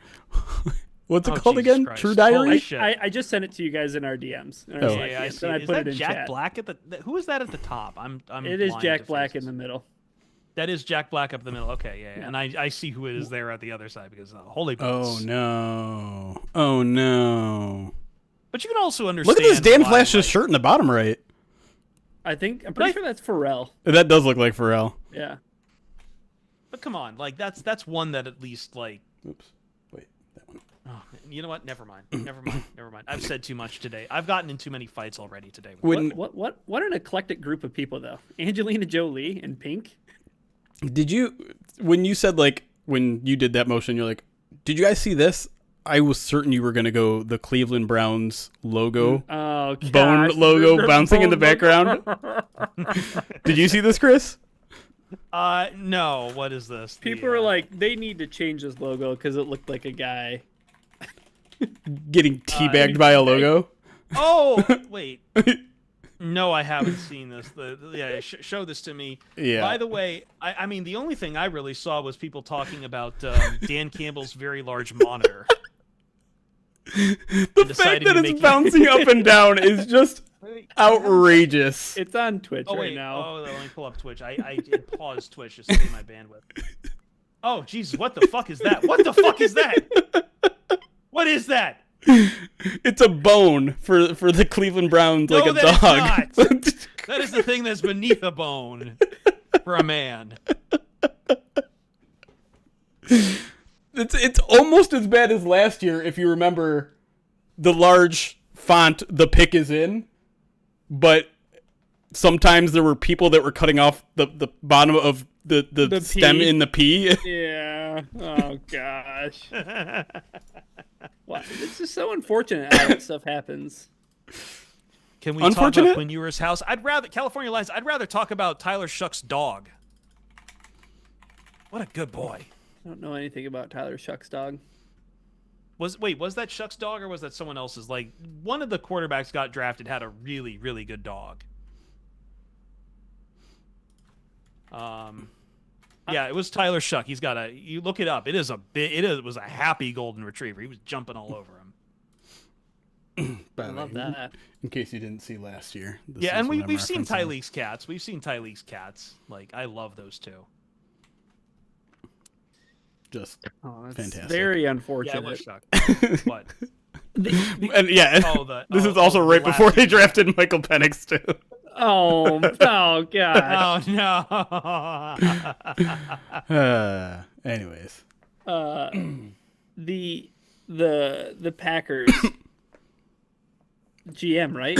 Is he the one who came out and made the pick in the first round? No, that was that was different. Mark Murphy, their president or CEO or whatever. Okay. The Yeah, one.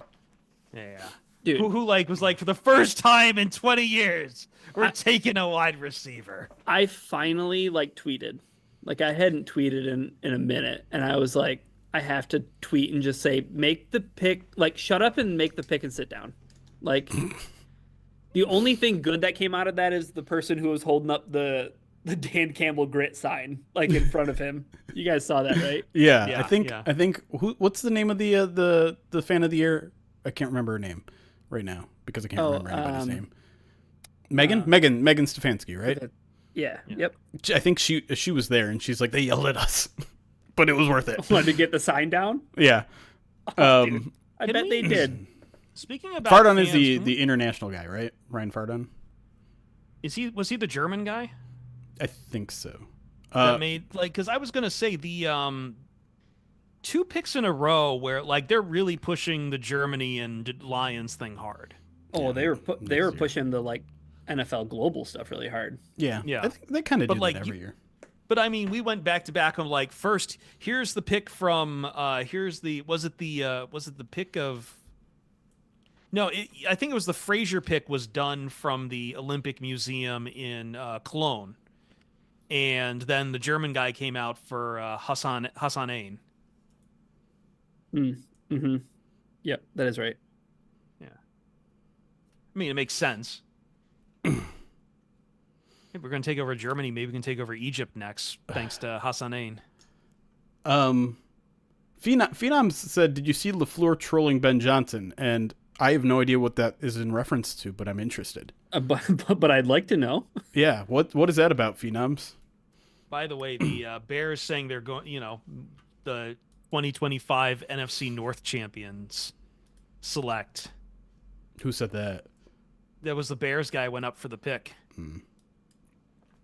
Said, was trying to razz the crowd there, but yeah. Packers, yeah, let me see here. Packers, Bears rivalry heats up as Matt LaFleur jabs Ben Johnson. Introductory press conference Johnson took. So this is going back to saying Ben Johnson likes beating Matt LaFleur twice a year. LaFleur was asked about the difficulty of the NFC North. Appearing on an ESPN talk show, LaFleur said Chicago's done a nice job of adding to their roster and you get a good football coach, as he said himself and Ben Johnson. LaFleur piled on today. Oh, and the webpage just crashed. Hold on. Okay, Forbes is just going to keep kicking me out of that article. I wanted people to keep on making Ben Johnson's tie longer, like they were making Dan Campbell's screen wider. I do think there's like an extra level of like criticism that Ben Johnson is getting for everything. Like, oh, he's not good enough in the war room. He didn't smile enough here. He didn't say enough here. But the tie thing is very funny to me. The tie was just the tie it looked thing is ridiculous. objectively funny. Yes, because yes. it's way too big, way too long, just like Burt Reynolds' hat. You know what I mean? Like, hey, look at the hat. Can I be crotchety about one thing? Why are we the Noggin Boss has jumped the shark. There were way too many fans of the draft with the Noggin Boss. I thought we had agreed that was stupid to begin with. It when was. we talked about it 3 years ago. It's kind of on brand for all these Wisconsinites, though, right? No, but it was every team. There was like Falcons Noggin Boss out there. I have to imagine that a lot of those people were given tickets and probably like given stuff to wear to make it pretend like more people actually traveled to Wisconsin to see the draft, It's possible. Paid actors, is that what you're saying? Mine seems reasonable. There was really only 150,000 people at Green Bay. All other 400,000 were paid. The Bears did draft Luther Burden, though. Yeah. And it's like, I like the prospect, but I don't want to be the guy who says you only have one football to play with. Yeah, maybe. There were some just cool stories from the draft, and I feel like the Sanders thing just overrode a lot of stuff. Like the Derek Harmon story was. Oh, dude, I was crying in public. That was rough. Yeah. Like not like ugly crying, but like I was like having a hard time not letting like the tears that welled up in my eyes. That his mother was basically like holding on for that. Damn it. Yeah. It's it's horrible and beautiful at the same time, Oh yeah. It's life. It's tragedies and everything. And then there was who's the guy who I'm trying to remember his name. He got drafted by the Packers on day 3. Oh, the guy that just was there? The edge defender? Baron Sorrell. So was he in the green room for all 3 days? Did the NFL tell him he was a high potential day 3 pick? Or did he just like stick around of his own volition? I'm pretty sure he just wanted to get that fit off. Yeah. I thought I heard that he came in either Friday or Saturday, and he's just like, I want to be there. I want to hear my name. So he was, and I think he wanted to meet. Was confident he Roger would go Goodell as a later draft pick. Okay, that's still cool as hell. Yeah. It's like when he came out, I'm like, oh wow, wait, hold up, we're still doing this. You think the Packers just made that pick for the stunt? Tinfoil hat. We're more tinfoil hats. We're launching a lot of conspiracy theories about Green Bay. Shadir Sanders falling. Baron Sorrell is a plant.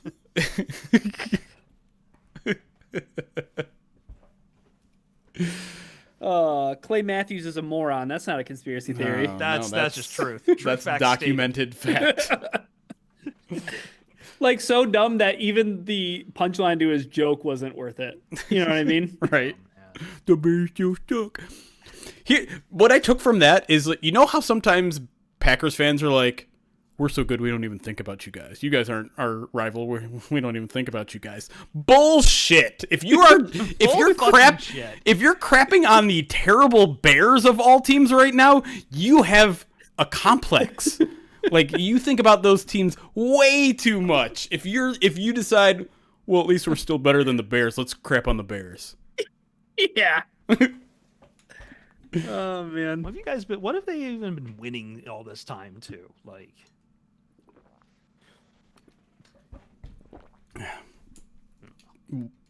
they won the first 2 Super Bowls, Chris. neat.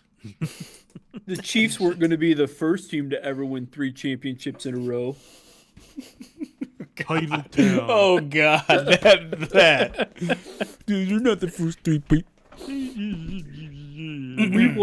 We won one when only a certain race of people could play. Okay. You know what? I'm gonna throw the We need to biggest get bar back against the Packers. We have 3 segments today. We got to get to one of No, these. wait, I think. Really? I thought we were just gonna do 2. Okay. Oh, I was planning on 3. Oh, here we go. Well, okay. Let's. I thought we were just gonna go like, well, I think we can go guards and edge, and then just talk about the last 2 picks a little bit and kind of overall thoughts. Yeah, that was my plan. That was my plan. Okay.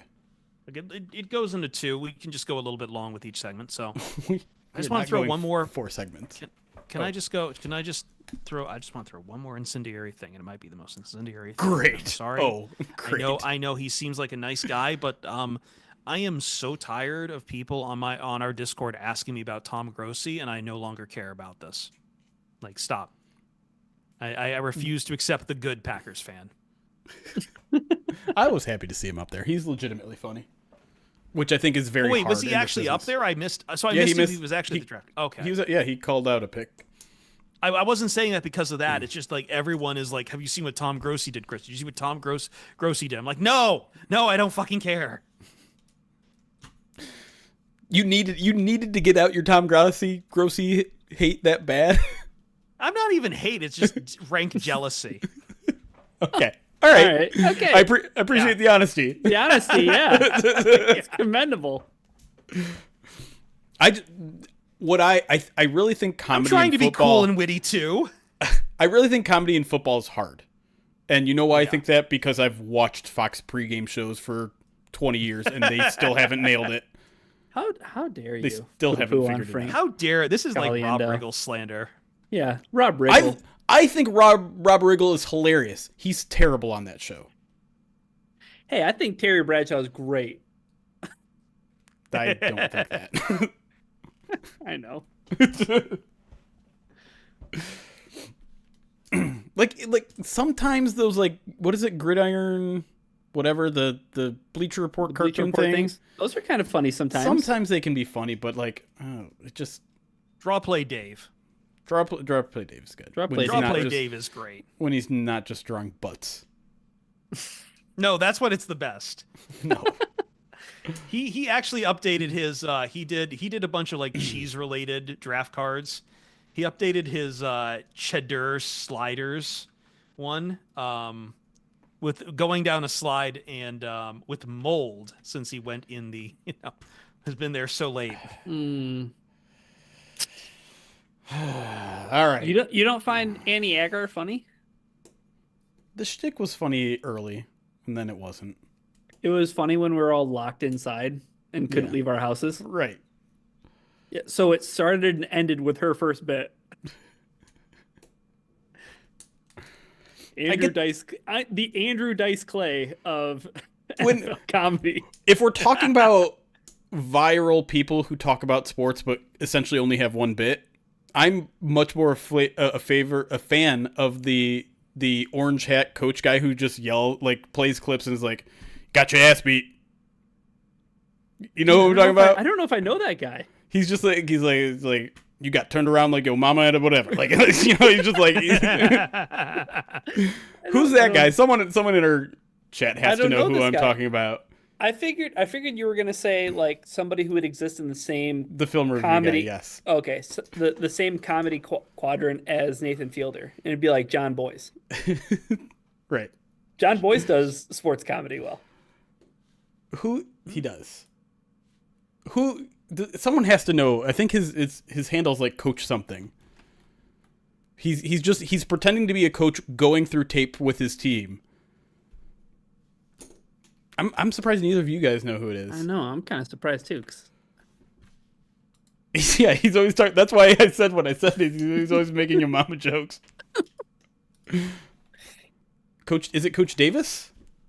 Yo Mama Jokes in 2025 is really like circling the block on a bit. Yeah, really, really. I was literally just having like a conversation with some Discord friends the other night. It's like, what's kind of the music that's going to come back around, kind of like, Led Zeppelin was for us, where everyone's got the Led Zeppelin posters. And this is very much so a Yo Mama making the full circle. There you go. Terry Tate, office linebacker. Oh God, office. That's right. I remember. I remember Terry Tate, office linebacker. Now, okay. I haven't heard that in a long time. I haven't either. That was like Clinton is the guy I'm talking about. 2000s, wasn't it? Early 2000s, yeah. Yeah, What's his name, God. Jeremy? Brendan Clinton. He's at Mr. Go 30. Coach 30 was what he goes by. I'm trying to. There's a couple basketball ones. I'll just throw one. Like Mr. Spelled Out? I don't want to. No, MR Go 30. Oh, okay. I'm not gonna play one because I don't want to do the like react to his content type of thing. But I'll throw one in the chat. I'll throw one in the chat and throw one in our Slack so you guys can watch it. Real quick on Terry Tate. I feel like someone. So these were originally created for like Reebok, right? And I feel like someone from Nike has to have like written part of this Wikipedia article, because the third paragraph in, though successful in attracting viewers and attention, the ad's ability to increase recognition of the Reebok brand has been questioned, with only 55% of the respondents of an online poll indicating they realized the ad was affiliated with the company.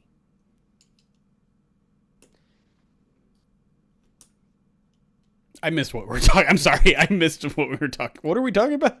Terry Tate. I mean, office linebacker. They were Reebok commercials. Like, yeah, I remember. Oh, the yeah. commercials. Mm-hmm. All right. Poor Shedeur Sanders. Can we get back to it? Can we talk about the draft Yeah. picks? Sure. Yeah. Let's go for it. It's been a fucking hour.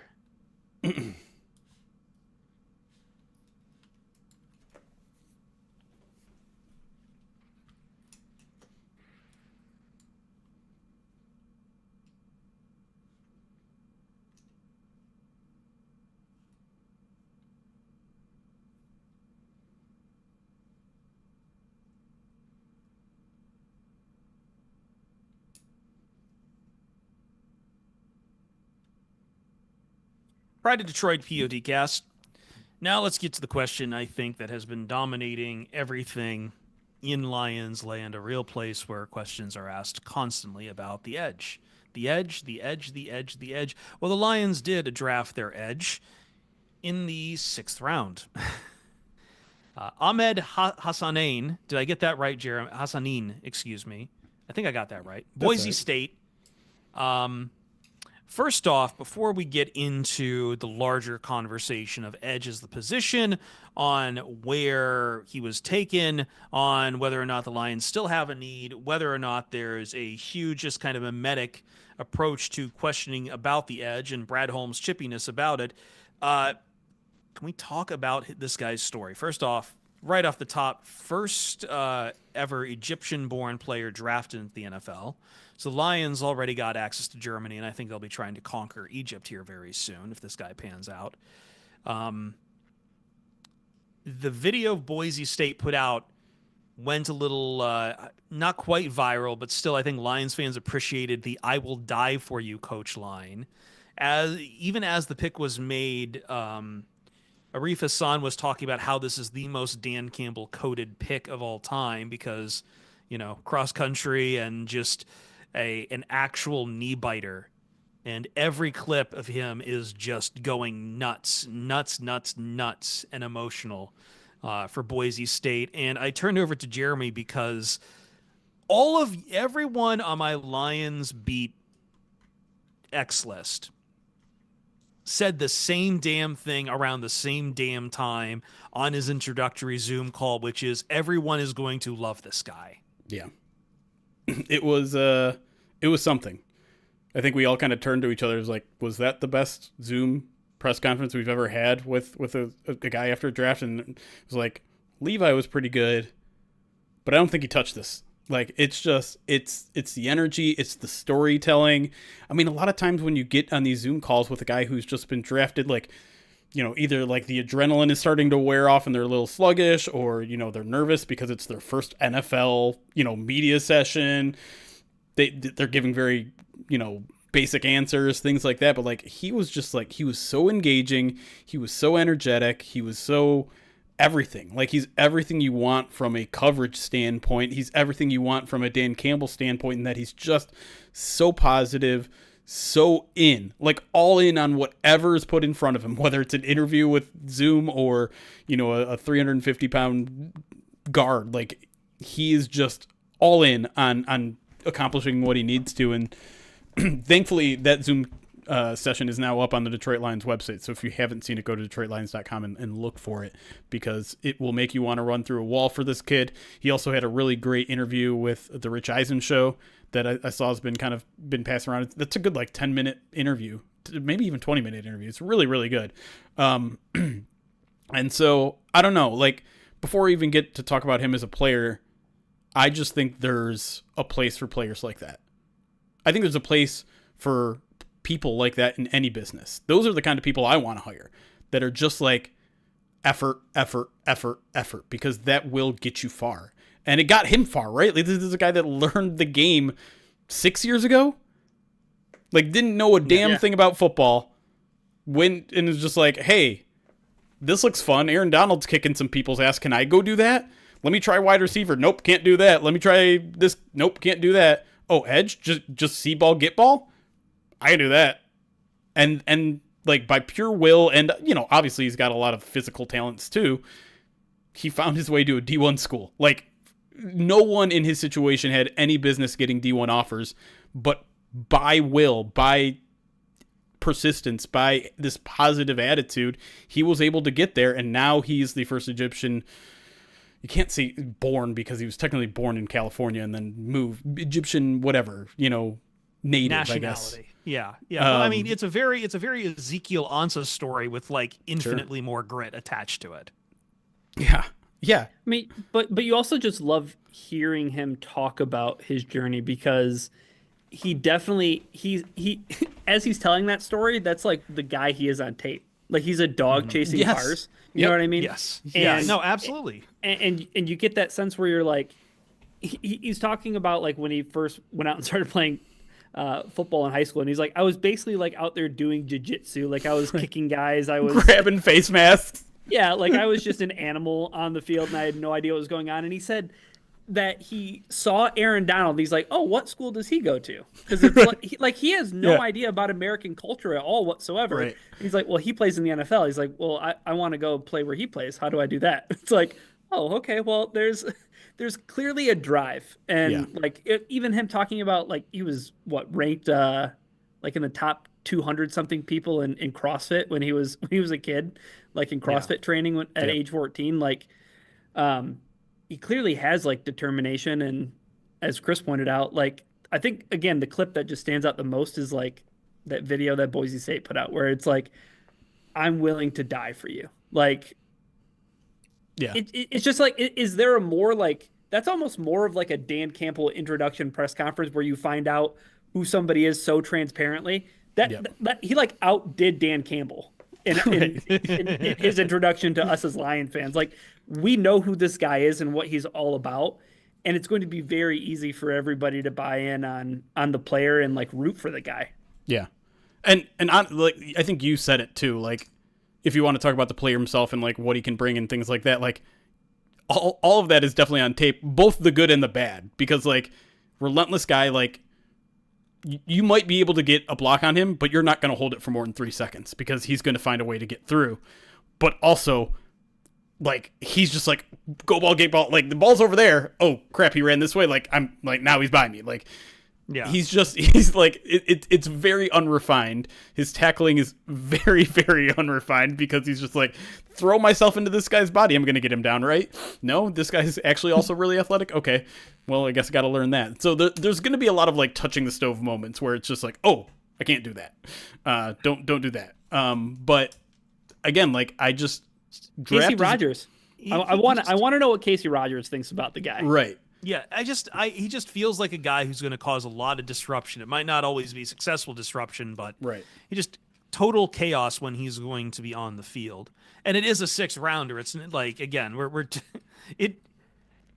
from people I talked to, it seems like maybe he could have probably, like, depending on how teams felt at him, maybe have gone like late or earlier on day 3, maybe even like late day 2. I kind of doubt that part, but like a lot of draft people and bloggers I talk to is like, this is kind of a steal. This is kind of like a very high upside guy. But I guess the question is, as we get into it, is will that be enough to placate discussions about edge? Because I think, recording this on a Sunday, I know the Pistons talk after what happened Sunday is going to probably supersede some Lions draft talk. But I don't think. When was the last time that happened on a Monday? Oh my God! After the draft. But the wow, I just do watching the Brad Holmes press conferences, watching what he had to deal with. I don't think anyone, and seeing some of the grades that came out, and even being mentioned by some national people too, I don't think anyone's walking away from this class saying the Lions adequately addressed edge. And Hassanein might be a tremendous story and might turn into that eventually, but for whatever reason, like, we're still presuming that Marcus Davenport is going to play exactly 0 games, and thus the Lions only have 1 edge rusher in Aiden Hutchinson.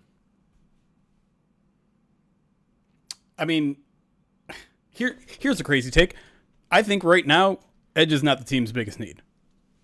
I would agree with that. They have bodies. Like, if Davenport, even if Davenport, gets injured in training camp, doesn't play, like, you can slide Onwuzurike there. You can slide Pascal there. You can play Al-Qadim Muhammad. You have options that you can put out there.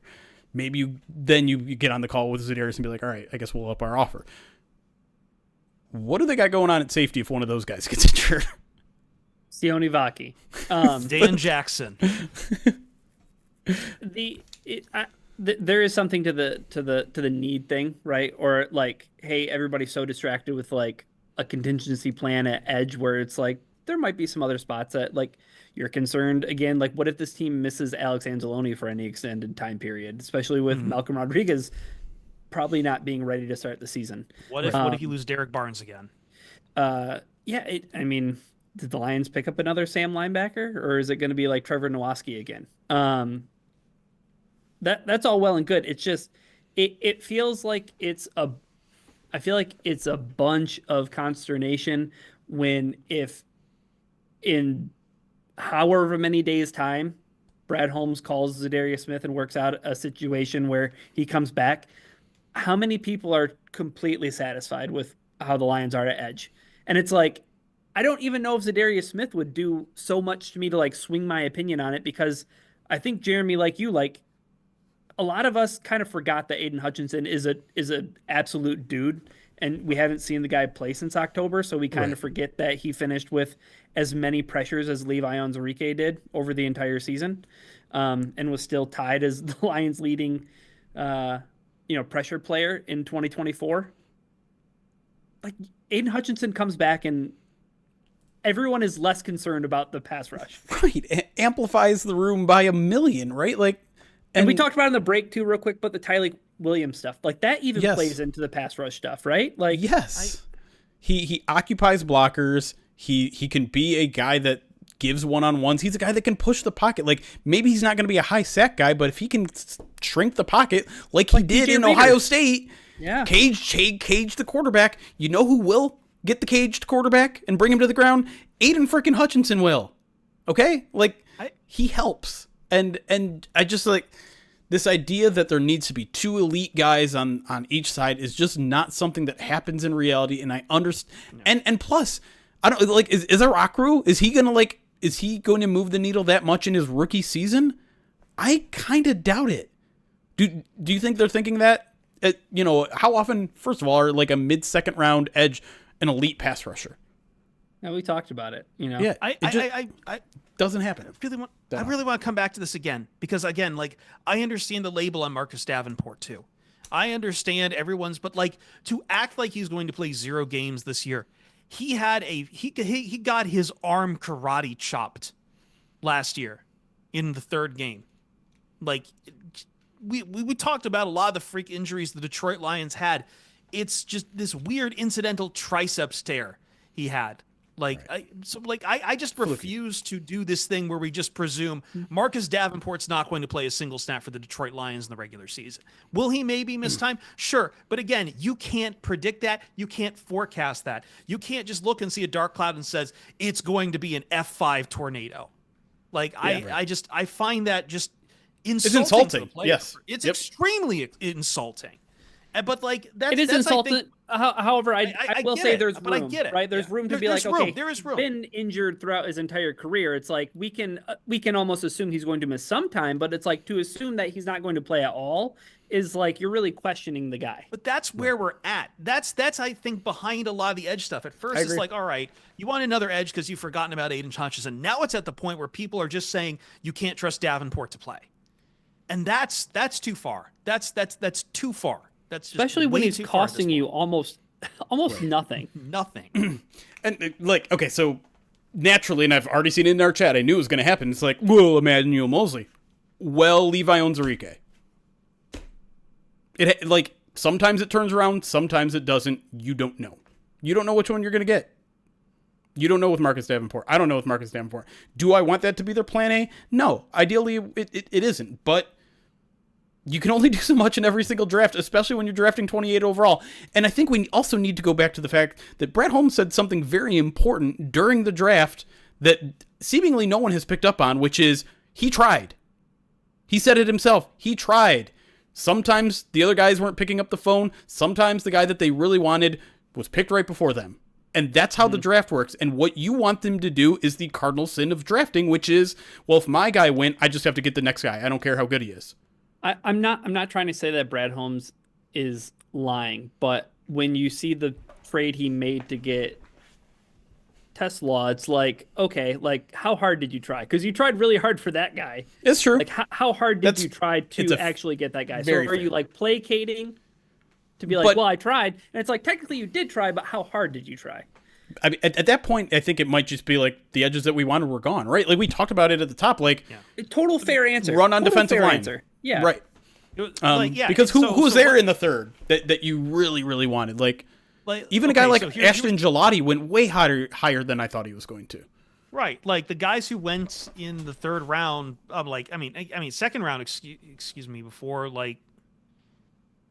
I don't know, man. Like, and I think it was very telling, and I'm very happy. Like, he wouldn't tell us about Mike Green, but honestly, like, if I'm going to read between the lines on his words, like, good on him if Mike Green's not on their board. Like, I'd want to know part of Mike Green. Like, a lot of people apparently didn't.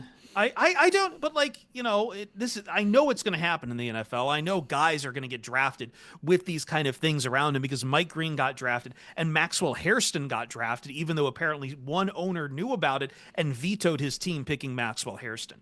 But I'm glad the Lions wanted no part of Mike Green. I really do think that is a principle you got to effing stand on at some point. But yeah, it's just, okay. Landon Jackson was the guy who went after where they drafted TeSlaa. Yes, he was still on the board. Yeah. So that's kind of the territory. But again, if that's a pick that you wish he would have made, sure. Is Landon Jackson enough for an edge too? I guess is the question. I don't know. I don't know if day one you're putting him ahead of Marcus Davenport on the depth chart, and I'm not saying he can't earn it during training camp, right? But it's like, sure. I think you're kind of climbing a bit of an uphill battle.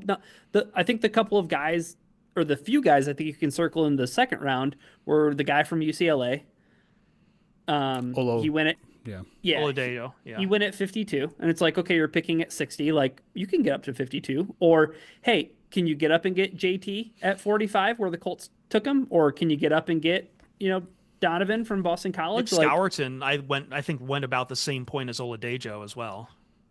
So I mean, there are a few guys in that range where it's like, but you're willing up to move up 3 spots, grab a guard, and the trade off on the back end of that pick that we're eventually going to get into. But I mean, it's tough because at the same time, you like maybe he made some wrong assumptions. Maybe he thought like one of these guys was going to fall to me at 60, and then they all went like, because the way day 2 started, like no edges came off the board in the first like 16 picks, or 10 to 16, and then like they all started going 4 and 10, yeah, and maybe he made a wrong judgment call there. That's possible, but we also don't know. We don't know. I get why it's. I think you bring up a good point. It's one that I thought too, where it's like, if you said you tried and you didn't get it, but you also did this massive trade for a wide receiver, like, then you didn't care about edge. I think that's kind of fair deduction, but at the same time, it's every position's different. Every rank, every tier, right? Like maybe the tiers just weren't there when he wanted to trade up, and trading up in the second is also a lot more expensive than trading up in the third. But it's hard to know. But I think the overall point that we all kind of agree on is like, the defensive line is not a disaster by any means. I would even argue it's probably a strength. Especially now that you added Tyreek Williams in the first round. Right. Yeah. Right. Yeah. I just, again, it feels like there's multiple assumptions made about the edges that it's just like, I'm sorry. Like, it's a little more set than you think. Like, can I say one thing about BPA though? Yeah. Sure. I was sweating as Will Johnson was falling. I was sweating, like palpably nervous, until I'll say that my nervousness broke the moment that the Chargers took Omari and Hampton. And I was like, if Jim Harbaugh isn't taking Will Johnson at 22, and I was like, and Adam Schefter is tweeting, it's because he's injured. Yeah, it's like he has a knee problem. And I'm like, okay, knee problem and Jim Harbaugh passed on him. If Brad Holmes takes him here, I'm mad. Was he still there when they traded up? No, he was at 47. He went to the Cardinals. Yeah. If he was there at 60, I still would have been mad. Well, let's talk about what he did do at 57, and with it at pick 171, the doubling down on guards, now that we've kind of gotten our edge anger out here.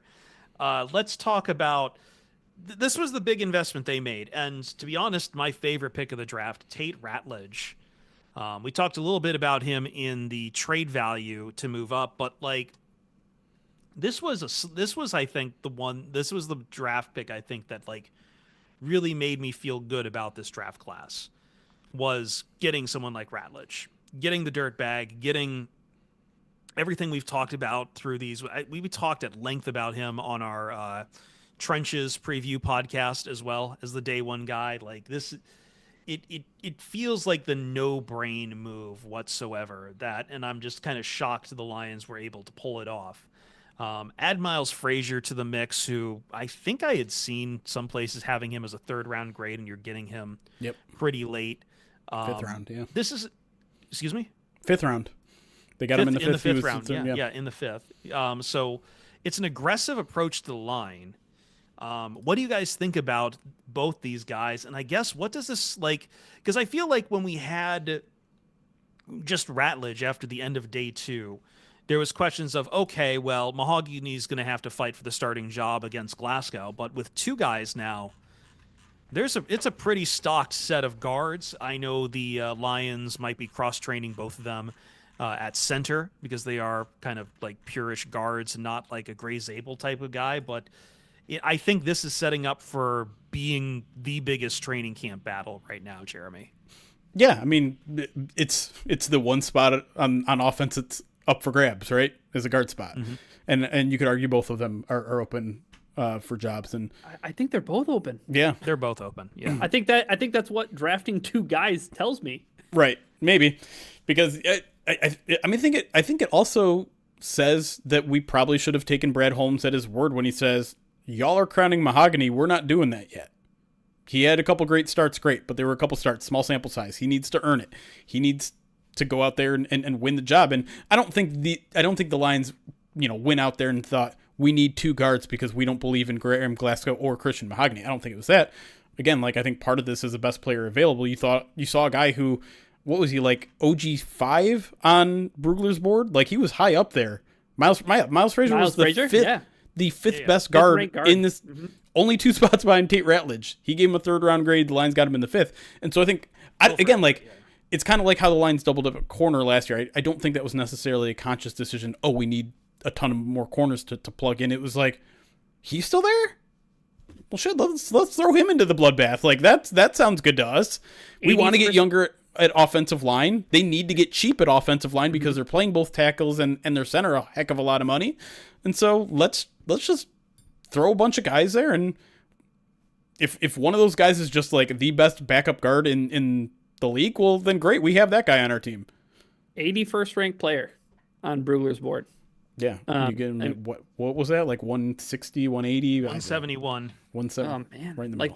That's an awful lot of value. But I think it's interesting to even think about what would have happened in the first round had there not been a massive run on guards. With, Kelvin Banks getting tagged 9th. Yeah. Maybe the Saints see him as a tackle, right? I don't know.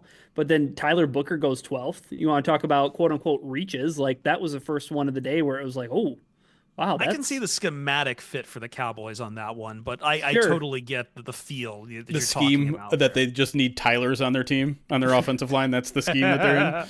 All Tyler. that is very Dallas Fort Worth coded. And then Zabel at 18 though. Yeah. I wonder if any of those guys were there at 28, does that change the calculus at all on Tyreek Williams? Yeah, maybe. It certainly could have. It probably sped up the clock where they're we're getting itchy here with Tate Ratledge three picks away. Let's just go get him. Yeah. Right. It's we don't want to miss out on that guy. Yeah. Yeah. Especially since, again, the Ravens, the very next round, who the Lions jumped the Ravens and the Raiders, and I believe, Ryan, in the 3rd round, the Ravens ended up taking a guard. But so that was definitely a need because I think they took Mike Green, but round they took 3, Emory Jones. They took Emory Jones, but what's not to say clearly they needed a guard, so what's not to say they would have taken Tate. Entirely true. But yeah, to talk about the players a little bit. First of all, the biggest check mark you can ever have is you trained with Duke Manyweather. That's okay, you're a serious dude. I think we're gonna have to try to talk to him again this year, Ryan. I know it's been was it last year or 2 years ago? It must have been 2 years ago. Why do you say that? I don't know. Brandon Thorne is the other authority that I trust more than anyone on offensive line play. Yeah, he's great. He was Ratledge was one of his guys this year. We know the grit, we know the mullet, we know captain, a guy that supports his quarterback in a way that a quarterback is really supposed to support his offensive line. Raz scoring the 9.96, just dirtbag. But also a really good pass protector. Usually when you think dirtbag, grit mentality, all that stuff, you're this guy's he's going to be a mauler in the run game. He's going to run guys over. But he's almost, I would say he probably is better in pass protection than he is run defense. And you can say almost all of the same things about Miles Frazier because 0 sacks allowed this past year, 1 sack allowed the year before, and versatility at offensive tackle, right? Played a lot of offensive tackle there at LSU. And was he there at I forgot what he played at FIU. I think he was a tackle there too. Maybe they're left tackle. Either way, I look at that pick and I'm Colby Sorsel? Is that our new Colby Sorsel? A guy that can play tackle, a guy that can play guard, kind of kick him back and see which one he's best at and be a primary swing guy that can play all the positions. And yes, center's on the table for both these guys. But I think when Brad was asked that, he was kind of pushed into that answer a little bit. Hey, are you going to train these guys at guard? He's yeah, I'm going to train them everywhere. That's what we do. He made 11 starts at offensive tackle at FIU. There you go. Yeah. All at left tackle. Yes. Nailed it. So I don't know. There's some athletic shortcomings with Frazier a little bit, but I think his Raz was still in the 9s. It was more just he's got the agility, not the speed necessarily, which fine. You're an offensive tackle. You're not going to be running 40s anytime soon. So I mean, I love building in the trenches. I love keeping a strength to strength. I love having multiple options, building competition in that room. I mean, that is just like, those practices are going to be insane, where you have these guys that are already super gritty and they're going to be battling it out for 2 starting spots. Like that's awesome. I'm absolutely in on that competition. Absolutely in on doubling down on that position and getting, I think, good value on both those picks. Yeah, I think that had to be a commitment to this football team on a macro level. The commitment to making sure that the guard position is solidified, because we've historically seen when the guard position is in flux and there's injuries and things of that nature that happen, it really hinders this offense, because it really has an effect on Jared Goff due to his lack of mobility. So like it's an important position for Detroit. And it's just as important to their running game too. I wanted to double check it, but like the thing with Frazier is he has like smaller hands. He doesn't have the longest arms in the world, so that's why you would consider him not a guy who could play long term at tackle, and you see him more of a guard. But I mean, he still scored a 9.3 RAS. Yeah, like the explosion numbers, right? And I think that's what they're looking for in that guy. Right, that's more important than 40 time. 100%. I think there is something to going after, and I think we've talked about it a lot, Ryan. Like, I love the idea of going after these Georgia offensive linemen. Like, everything the board, like, clearly Brad Holmes started taking a page from the Howie Roseman book, because he drafted 3 Bulldogs in this draft. The other 2 we'll get to here, but like definitely a commitment to like, hey, they have this particular run game like that these guys are trained for, and Tate Ratledge is this like extremely committed pass rush defender who's out there to protect, you know, the quarterbacks who are running these, you know, RPO plays and everything.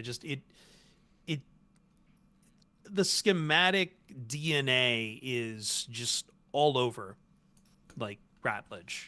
Like I don't think everyone I've talked to has just talked about just how much this fits. Yeah, I mean the dirtbag moniker, Jeremy, I think is one that fits him when it comes to his style of play. But I mean, did you see his draft video? Yeah, lip quivering and all. Oh yeah, like I mean, for as many clips I saw of the guy's mullet flying to Freebird, like I saw a guy who was like realizing his dream come true and wasn't afraid of leaning into emotion right there, and I thought that was that. I mean, that's what you want to see though. Like you see a guy who matters. Yeah, like this stuff matters to him, and I mean we talked about it with Ahmed, and it's like I love drafting these guys who, again, this comes back to the part of the NFL media when it comes to grading the Lions draft picks. It's like, does any other team put as much of an emphasis on football character?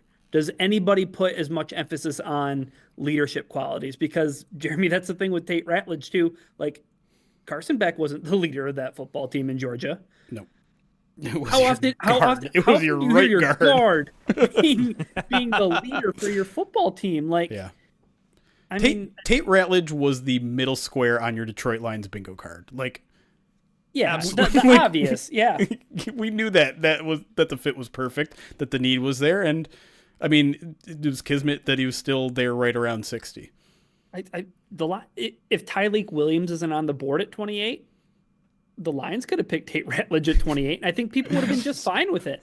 I think Brad would have told us if that was happening. If he would, I had to be held back. I was about to trade up and draft him 15th overall. It's one of those bits, right? But the one other thing I want to say about their athleticism is that Ratledge 10-yard split of 1.72 and Miles Frazier a 10-yard split of 1.79. Like, again, those are the explosive numbers that you're looking for guards that want to get to the second level and punish people and maul people, and that comes up in both these guys' profiles, and that's why I feel so much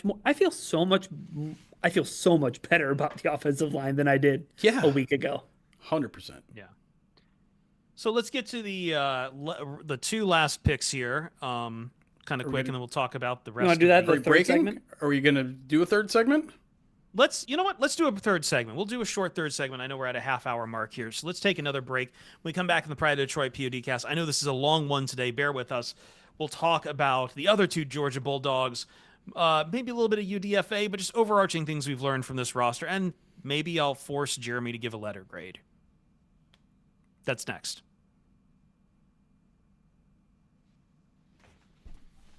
We can jump right into the third segment if you want. Sure. Yeah, there's no alerts, honestly, so. Okay. How will we talk about Shedeur Sanders? You know the answer. I like how we are question, apparently Chris. I'm just seeing this from Pro Football Talk. The NFL is reviewing the Falcons' explanation of the Shedeur Sanders prank call. Also, PFT has learned the league sent on April 23rd to a broad range of recipients an email containing Sanders' brand new phone number. Like, it feels like this is a deeper investigation than the NFL has done for literally, like... CTE? I'm CTE, but I was trying to think of any other scandal in between there, Ryan, about, like... I'm trying to think of, like, something that, like... Did we really figure out anything about Colin Kaepernick getting blackballed? Did anyone do an investigation there? Did we do any kind of investigation about Lamar Jackson? Lamar Jackson. I was thinking about who was the Dolphins guy? Brian Flores? No. I mean, that's another one. But I was thinking about the guard. Richie Incognito. Grinchy Incognito. Didn't we just talk like? I feel like we've talked about it in the past 6 months. Yeah, he was just in the news again. Yeah. Was it Lions related? No. Well, no. No, I think tangentially. No, the guy came out and basically said that Campbell was there. I think when that was going on. That's Miami. okay. That was so. Someone asked, but also him the about guy it, came out and said a lot of it was kind of fabricated or just trumped up. Which great, thank you, thank you for making this harder for everyone else. But no, like the point is that this feels like this is getting the NCIS CSI fucking Law and Order SVU treatment right now. They're just sending everyone out. It's like, we have to figure out how this number leaked. We have to get to the bottom of this. Isn't it possible that they do this all the time, but media is just hovering over the story like crazy and tracking every single thing that happens? Yeah, like again, Tyler Warren got punked on the same night. Where's maybe they are my crime scene investigation? But does anyone give a shit compared to Shedeur Sanders? Maybe, I don't know. Only we haven't talked much about Tyler Warren. Guess who we have talked about a lot? Deshaun Watson too. How'd the NFL investigation go on that one, Ryan?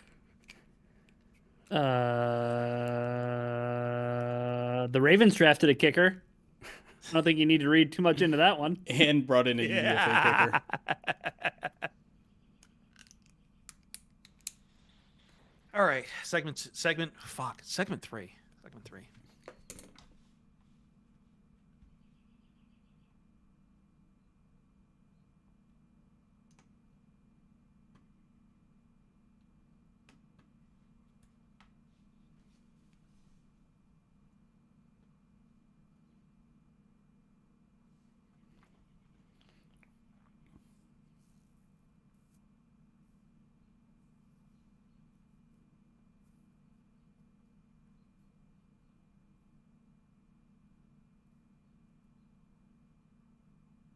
Pride to Detroit PODcast. Now let's talk about, we're almost through the draft. We got a couple more things to talk about.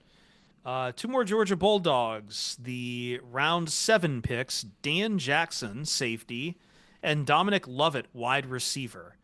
Kind of fascinating that they double dipped at Georgia, but I think the 2 schools really pumped out a lot of talent this particular draft, Ohio State and Georgia. And both extremely warranted, especially in the case of Georgia, which is like just keep going back to the well year after year for that kind of talent showing up on Kirby Smart's doorstep. I don't know. We've kind of talked about this before, that there's really not a lot of room for 7th rounders on this kind of roster right now. This isn't like the Lions roster as it was a couple years ago. Do you have any hopes for either Dan Jackson or Dominic Lovett to make the roster, Jeremy? And if so, what kind of roles can we perceive for either of them? Well, I know there Jeremy is one. does for Dan Jackson. Yeah, I was just saying how at safety there is some room to make it on the roster because Absolutely. outside of those starting two, there is no one with experience out there unless you're counting Avonte Maddox as a safety, which is kind of one of my takeaways of this draft is maybe he is because he definitely played a little bit in Philly towards the end there when they were just trying to figure out a way where he wasn't kind of a liability, to be quite honest. Hey, Lauren Strickland Hive, stand up. Come on. Lauren Strickland, Maurice Doris, Eric Hallett. I'm not sure which one of those guys is better suited to be the primary backup to your two all-pro players at safety. And listen, I watched one game so far of Dirty Dan, as he likes to be called, or as I guess people like to call him. And I see the potential. Like I see the excitement. Like he's kind of an old player at this point. He was a walk-on at Georgia, which I like about him. Like he was asked like, why did you go through that process when you probably could have gone and played somewhere else? He was like, I want to win a championship. I want to be there. Like I want to be part of a winning team. And then he says, quote, I wanted to be around the best of the best every day. I want the competition. Come on down. You know where you're going to see a lot of competition and championship hype? Right here in Detroit. So what did he do when he got there? Where did he have to build his way up to being a starter eventually? How did he have to earn that job? Tell me. Special teams. Oh, man. So what is his way to endear yourself to Dave Fitt? Right. And so what is it, like it almost feels like his career is mirroring itself from his college years where he arrives at a championship level program. He just wants to go up against good competition. He's, the odds are stacked against him. 7th round pick, walk-on player, and he has to work his way up. And I watched his game against Bama, and there were a lot of plays where he's just like, he's a mile away from the play, and he is just crashing down as far as he can, bolting it, like looking pretty darn fast, which is weird because his athletic profile is not great. But Brad Holmes even said it after the draft. He's like, that guy is faster than you think he is. And I believe him after watching the tape. The problem is with him is that sometimes I can't tell if it's instincts or just aggression, where he is just like he's way ahead of a play. And is that instincts or is he just being over aggressive? Because sometimes he guessed wrong. And sometimes it was like, oh, now you're out of place. Now you're in trouble. And that's like the recovery speed. I think that's where maybe some of the athletic profile stuff isn't there. And like he's also a chaotic tackler. Like he can lay on the boom sometimes and he can whiff entirely. Like sometimes it feels like a 50-50 split. But I think he's definitely got a shot to make the roster. It's just in year one, it's going to have to be through special teams. So he's going to have to beat out guys like Maurice Norris and Lauren Strickland. And both those guys kind of have the similar profile where it's like they're fast, they're kind of reckless, they hit hard, which is what you want in a special teamer. So I think that's like a camp battle to watch. I would hope that's like for the safety 4 spot, because I wouldn't trust any of those guys to be safety 3 right now, and maybe it is Avonte Maddox, or maybe it's someone they haven't added yet. But there's definitely a bit of a chip I could see on Jackson's shoulder. I know he was a bit of a combine snub as well. Didn't get a chance to get invited to the combine, and numbers we got from Georgia's pro day were kind of What do you think, Ryan? What? Apparently he's an avid hunter, so him and Frank Ragnow need to room together. I think is the takeaway. This and Tate Ratledge too. I mean, TeSlaa also has good hair. Like, this was a mullet draft. the hair draft. This was a hair draft. Like Alex Anzalone's going to get a complex. So Jeremy, when you see him at safety, though, yeah, and because he played a little bit of a slot at Georgia too. You see him being more of the next man up if Ryan Branch is not there. Not saying you're immediately going to put him there and you're going to put that trust in him to be as movable and everything, but like, what's that plan if that goes sideways at any point in the season? Yeah, I mean, I think at that point, I mean, you have to put some of those like nickel guys and consider either playing them at safety or moving them around in some sort of way, because I don't think you're going to want to put Dan Jackson out there. Even, like, I don't think he's that good close to the line of scrimmage. I didn't see them do it a lot, but like based on some of the things I've read, based on some of the stuff I saw, like I don't want him in man coverage. Maybe ever. Yeah. Okay. That's fair. Right. And so I don't know, like it more like, do you see him more of like a run support safety, or that's the like. All things would say no in general, but that guy has the will to get his nose dirty. Like he is so willing to come crashing down and be a run defender and be in the box. It's just the coverage part, the coverage aspect of being in the box. I think is what will be challenging to him. He played a lot of too high, but played but again, like sometimes ventured down into the box a little bit, and the run defense part of it I think is a fit. The coverage part not so much. Love it? Okay. Who wants to talk about Love It? Do you love it? Kind of.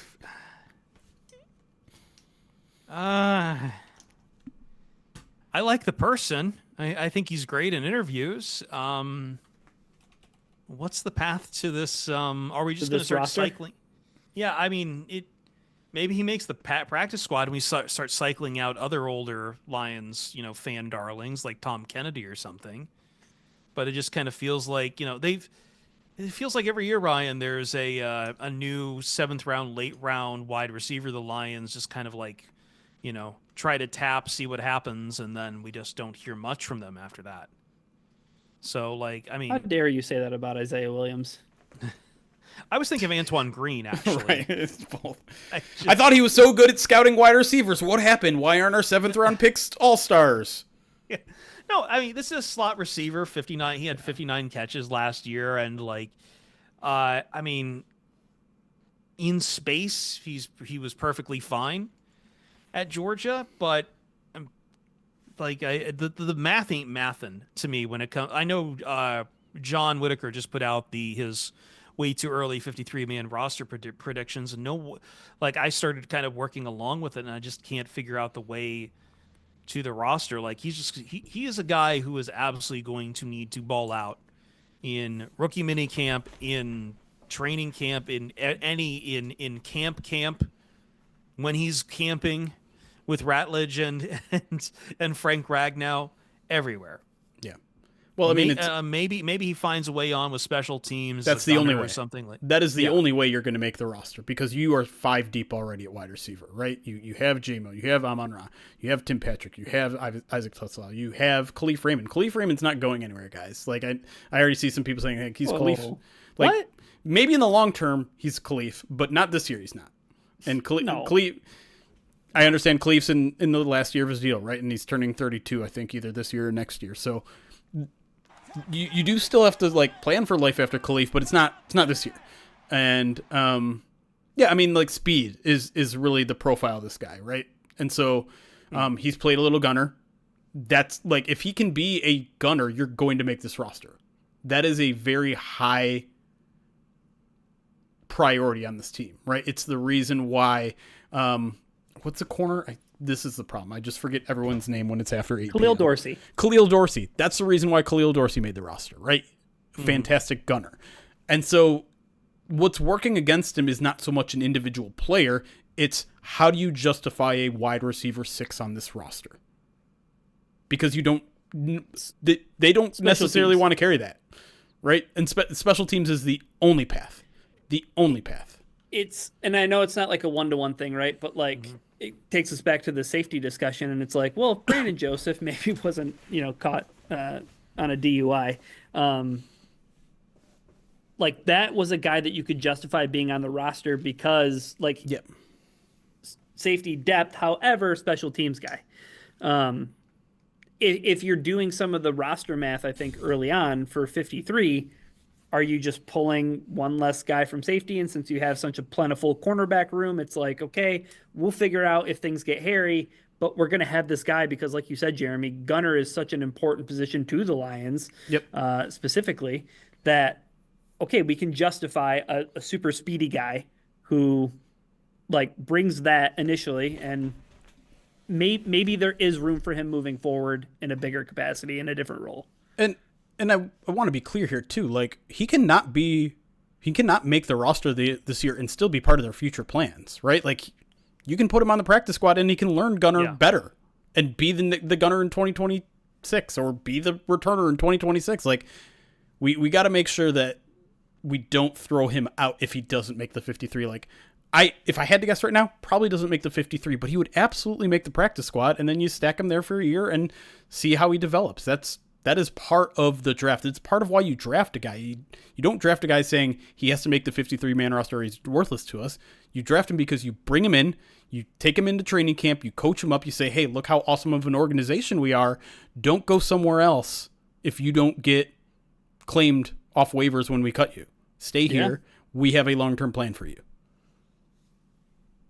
All right. Any UDFAs to talk about besides Darius Smith's nephew? No, because that could get us implicated. Okay. So let's keep it clean on the record. We'll deal with it off the record.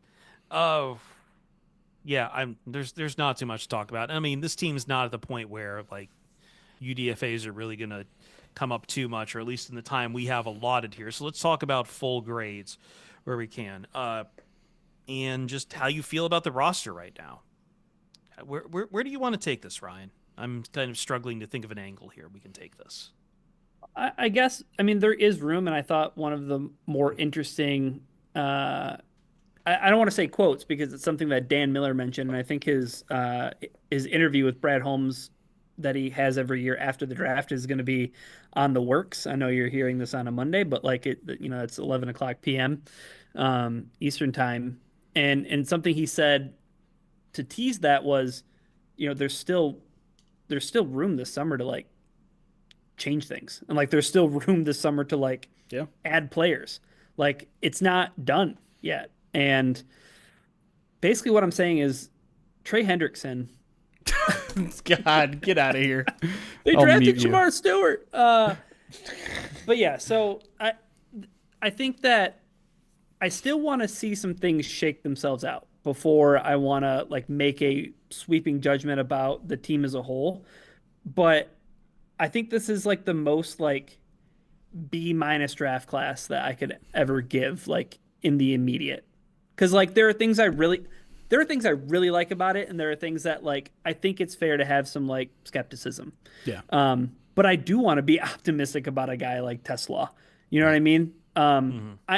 I love, like, I really, really like the Tyreek Williams pick. I can also think that Brad Holmes maybe wasn't as aggressive as maybe I would hoped he would be to get maybe a more impactful player when it comes to the pass rush. But we've talked about how he can have an impact on the pass rush in an indirect way. So like that grade to me is B-. Like I think you addressed a lot of the things you needed to address.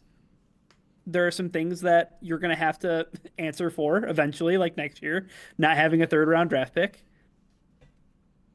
I like a lot of the prospects, and I want to like some of them more. It's just like I need to see how some of this is all going to shake itself out, Jeremy. Yeah, I mean, I love this draft class except for one pick. Like that's how I feel, and I'm not going to go on the rant all over again with TeSlaa, but like that again, like it does feel like the pivot point of this draft where it could either go really good or it could really go real bad. And again, not completely fair because there are other players that can and will contribute to this team. I think the first 2 guys are bona fide starters that are going to be here for a long time. I think you have an extra guard now that could be a starter, could be a primary backup, could be a backup tackle. And then you've got a couple, rolls of the dice there late on day 3 where I'm super excited to root for a guy that I'm just now the biggest freaking fan of at edge. And I think, like I said, I love having those extremely high energy, will driven people inside your organization because you're going to get the best out of someone like that. So, I don't really see the point in putting. You know my thoughts on all the picks. I don't see what throwing a grade on top does for anything, but I'll say that I'm excited about this draft class. I'm excited to potentially be wrong about TeSlaa. I want to see all of that. This is my favorite part of the draft is now, opening the gifts under the tree is okay. Let's see what these guys have. And rookie minicamp is like a week away. And so this is the fun time for me. For me, it's if I'm going to have any knock on this, it's just not addressing linebacker. Is my big concern here. But again, like I was pretty high on a lot of the linebackers on both days 1 and 2 between Campbell, Schweschinger, Knight, Stutzman. Like there's a lot of linebackers I just really enjoyed when I was kind of like doing a lot of my work, and to not see any is just. I think that's going to paint me no matter what. It's like I should be higher on Tyreek, but I'm going to stay a little hung up on this particular thing. I guess I just need to see more out of this like idea that the Lions have for running their interior defensive line. Especially with the way kind of the NFL is shifting and just more pressure on the middle. But if Tyreek can deliver that, I'm perfectly fine with that. I'm a little higher on TeSlaa than you guys. I guess I'm a little more down on something like Hassanein. Like I love the story, but it needs to be the slam dunk if that's just how they address that. I mean, not okay. Slam dunk's the wrong word. Sorry, I'm tweaking a little bit, but like enough baseball to be, analogies, no basketball analogies. What are we doing here? he needs to be like he needs to be at least the 5-hole hitter. There you go. Does that work? Does that work? I'm just saying, like, I just can't have him as like deep on the edge chart. And because I think if he doesn't like knock socks off, then we're just going to be right back to the same point that we always are on the edge conversation with a lot of people, and I'm just gonna have to sit up here and keep defending the honor of Marcus Davenport until something happens. No, this is like B minus for me. The Ratledge, it's got a lot of high highs and a lot of kind of okay lows, and there is definitely something to how they how they've kind of just burned a lot of draft capital for next year, which is it's not quite F them picks, but it is definitely starting to push more and more chips to the middle of the table here. I guess now that I think about it, the last thing I want to say is nothing about this draft was really out of character. Like it covered all of the spaces on the Brad Holmes bingo sheet for a draft. There was a really safe player like Tyreek Williams. There was a really like great value pick for Tate Ratledge. There was he did what with TeSlaa. There was the Christian Mahogany pick was Miles Frazier, right? Yep. Like I can't believe that this guard made it all this way. So it was just very much a Brad Holmes draft, and it sounds like a weird criticism to say I wish Brad Holmes would be a little less Brad Holmes, but I think that criticism comes from a place of what Jeremy's saying, where it's like, can you not be like shooting from 29 feet out because you hit a couple from the corner? I'm going to use a basketball analogy. Okay, now you take that feels like you're talking about Cat. Now you can jerk. All I know is that I hope that a foul in the corner gets called if a foul in the corner happens. Okay. Can I just, the one last thing I want to say is, do you guys remember what my one thing I thought I know about this draft class was going to be? No, I don't remember anything. It was that they were going to get terrible grades. Oh yeah. Ta-da! Like no one in the media likes Brad Holmes being Brad Holmes. Like that's and isn't it really just like it's the TeSlaa pick that's like cratering it, right? In terms of value. And the edge. Like they're just as obsessed with the fans are about edge. That we gotta have edge, gotta get edge, gotta get edge, gotta get edge. Sure, but even by the consensus board, right? Like it's not like that's killing the grade. No. You know? So like this happened before. Yeah. It was 2023. It was Broderick Martin, but it was like all over the place in 2023. It was at every interval of the draft. It was at 2023. So it's like, this does seem like a more tame Brad Holmes, but that's why I think people wanted him to be more aggressive. That's why, Jeremy, we talked about it, Chris. The whole lead up to every draft for us, sans last year, was trade back, trade back, trade back. And it's like, all of us are kind of pretty comfortable coming into this year with like, you can trade up. Go ahead. Yeah, I think it's also just like I've just gotten more comfortable with Brad Holmes trading up. Am I comfortable with every move he does? No. But it's definitely like, okay, look, this is who he is at this point, and I'm just gonna have to you're just gonna have to live with it. Like yelling at him for like reaching on certain guys he likes just feels like, all right, you're yelling at a dog for running its butt across the carpet.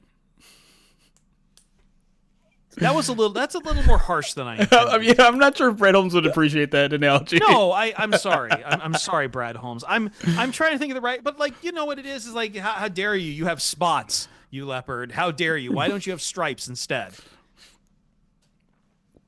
There, is that better? That's a little better. Brad Holmes, big cat. Big cat guy. Like Tyreek Williams. All right, full circle. Close it up. All right.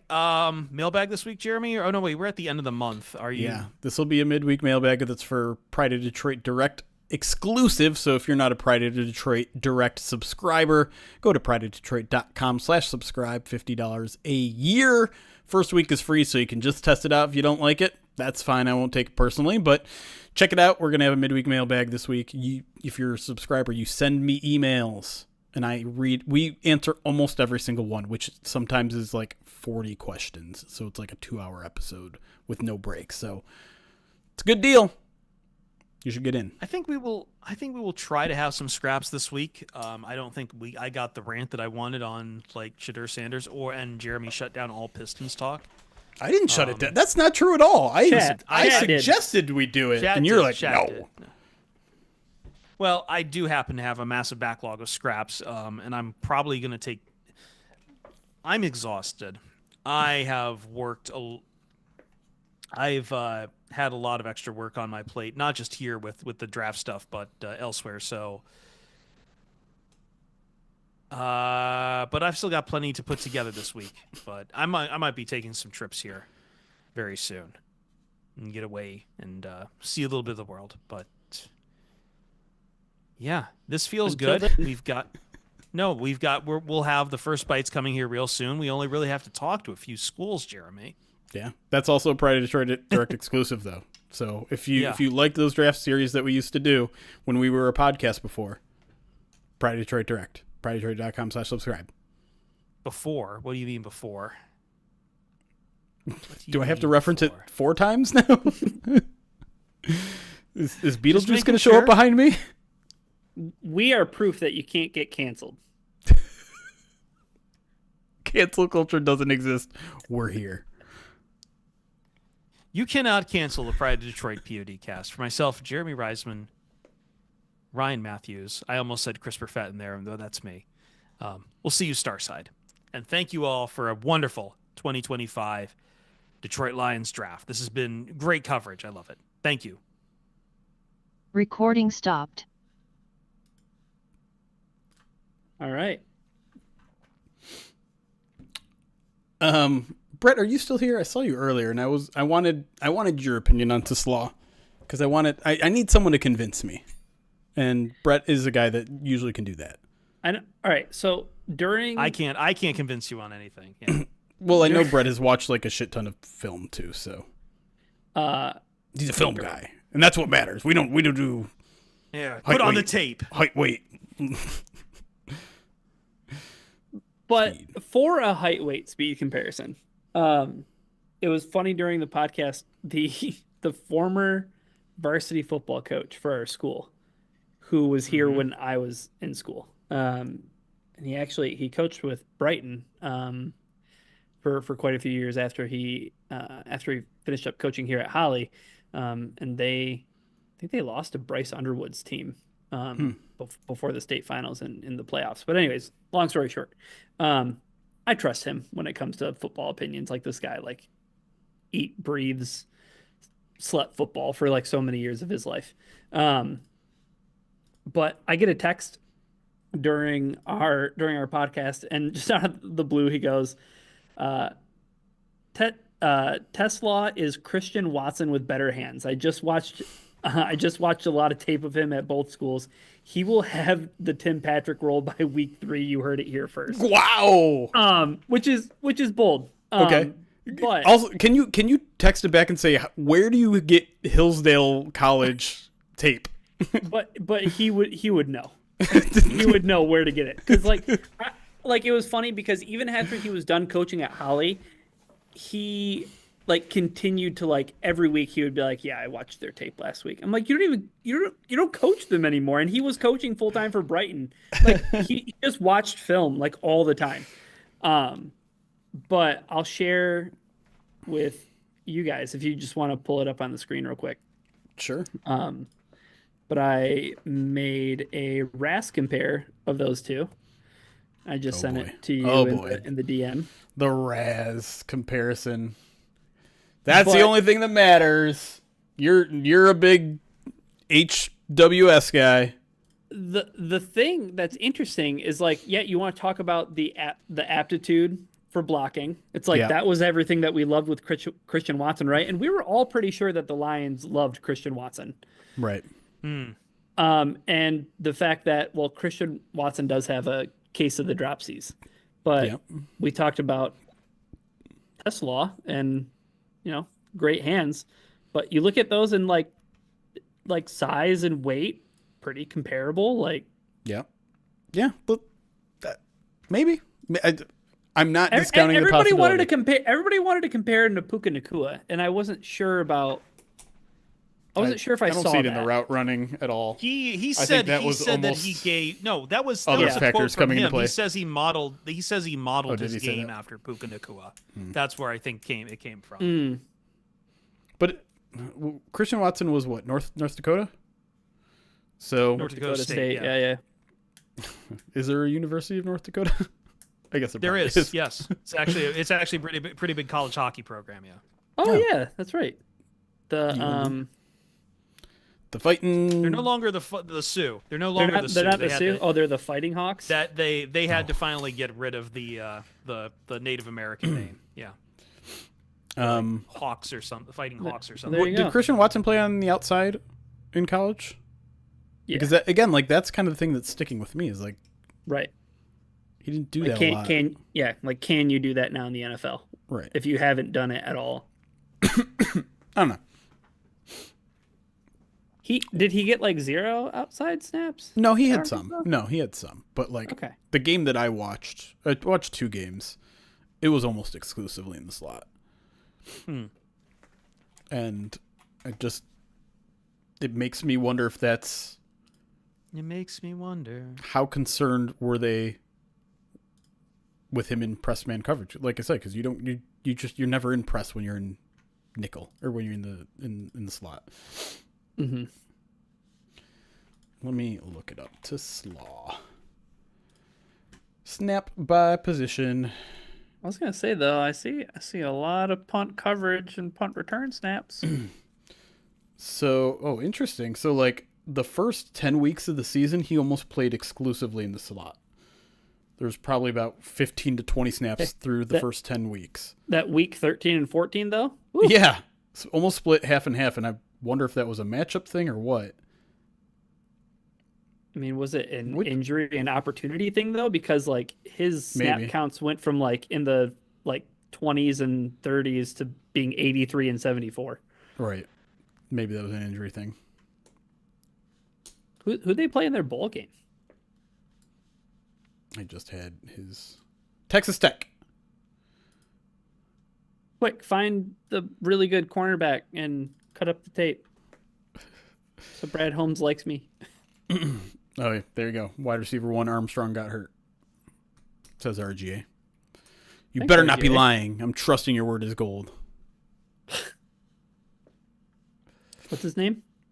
Armstrong? I'm betting it in real time. I like that. Do you need me to Nope. buy some time here? You want me to just do a little dance? Is this entertaining people? Is this even dancing, or am I just kind of swaying side to side? No one knows. I believe. Oh, now he's saying I believe his name is. He's already backtracking. Unreal. Oh, now he's got corroboration from JC. I know. Armstrong missed the Razorback season opener. That's not the end of the season.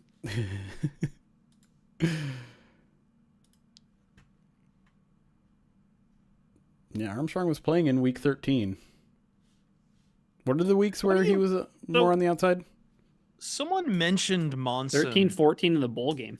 So, someone mentioned Sam Monson in Twitch chat, and I wanted to bring this up because, like, not the point that they went back and watched TeSlaa tape, but like, I think Monson had the point that like all these teams like draft very well now, that there's not really a tremendous amount of surprises anymore. Trying to find the actual like message he said, but like I found that kind of interesting. What is define drafting well? Like they're actually getting production out of their picks, or swear to God, is it compared to like? Like how many players end up like off NFL rosters who were drafted initially? Yeah, sorry, I'm really trying to. It's something I saw and it stuck somewhere in my head, but then like I need all the rest of the context for it still. While you both are bidding your time here, Zero Slub, thank you for these 17 months. Subscribed on Twitch, and I think I'm already all caught up. There's just one. Someone said they want us to talk about Cat, but I'm imagining you guys don't want to do that. Yeah, like I would prefer not Karl Anthony to. Towns. Yeah. Why? I want to talk about the commentary comparing Jalen Brunson coming back to Willis Reed returning. Also, here's my take about Jalen Brunson. Like, if you don't want to get your ankle rolled up on, maybe don't be on the floor all the time. Like, I have zero sympathy for a guy getting hurt when you're on the floor all the time. I don't think I can say the words. I don't have sympathy for a player getting hurt while they're playing sports. That's not true, because we talked about Deshaun Watson last year. I didn't participate in that conversation. Oh, no, but I'm saying for somebody who foul baits the way that he foul baits and plays a game of basketball that is not ethical, I'm not going to feel bad when the guy, but I'm not going to feel bad. Do you think he embellished? Did we talk about this last week, or was this 1,000%? 1,000%. Either he was going to be on the bench resting, or he was going to be hurt and go back to the locker room and come back. You think he had some Michael Jordan juice waiting for him? Looney Tunes juice. This is why the Knicks and Pistons have to fight forever. If they win this series, if the Knicks win this series, whoever they're going to play the Celtics in the next round. Oh yeah, they'll get destroyed. And I hate the Celtics. You just got flagged in the NFL. So did I. I'm a gang. Jason Tatum is just going to rain all over them. John Morant.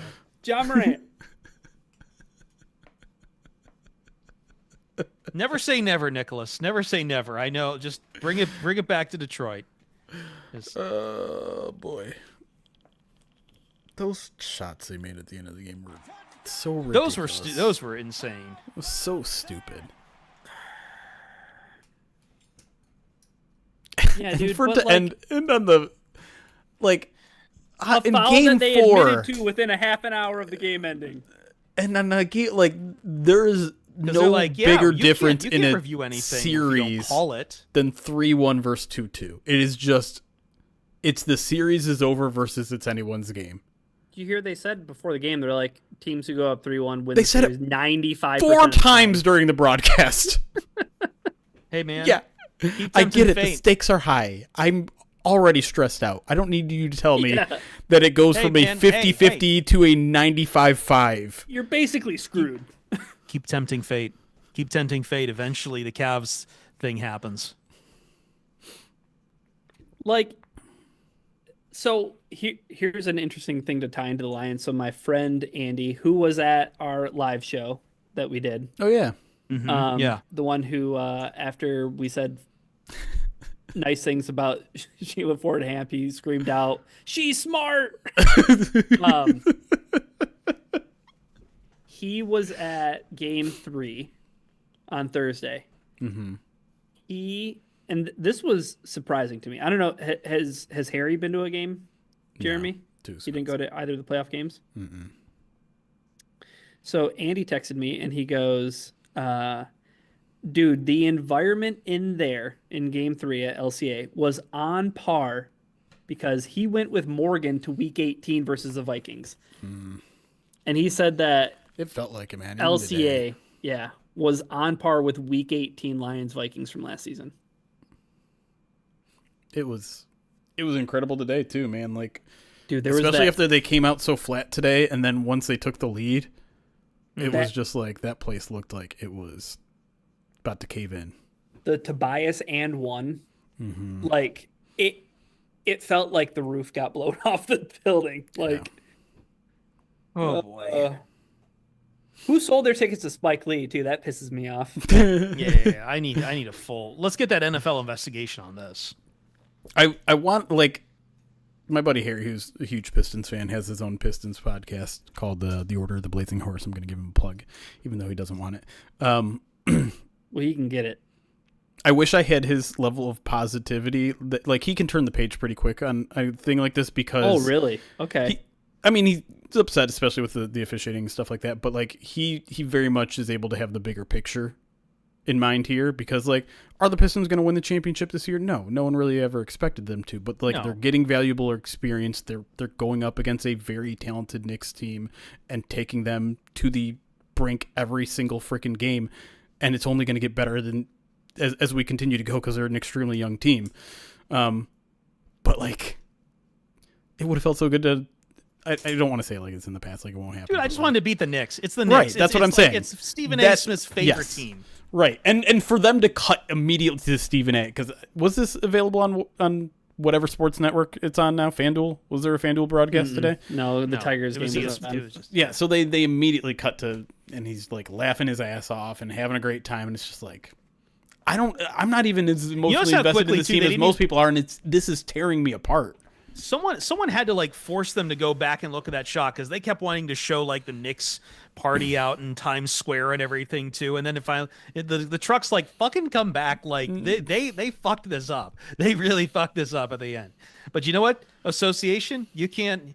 They know how to do this, man. Just don't call anything. You can't review anything if there's nothing. Javi Baez is batting like 286 right now. Like. I've got better things to watch than this fucking screw job once again befitting the New York Knicks. Next game they'll freeze the basket.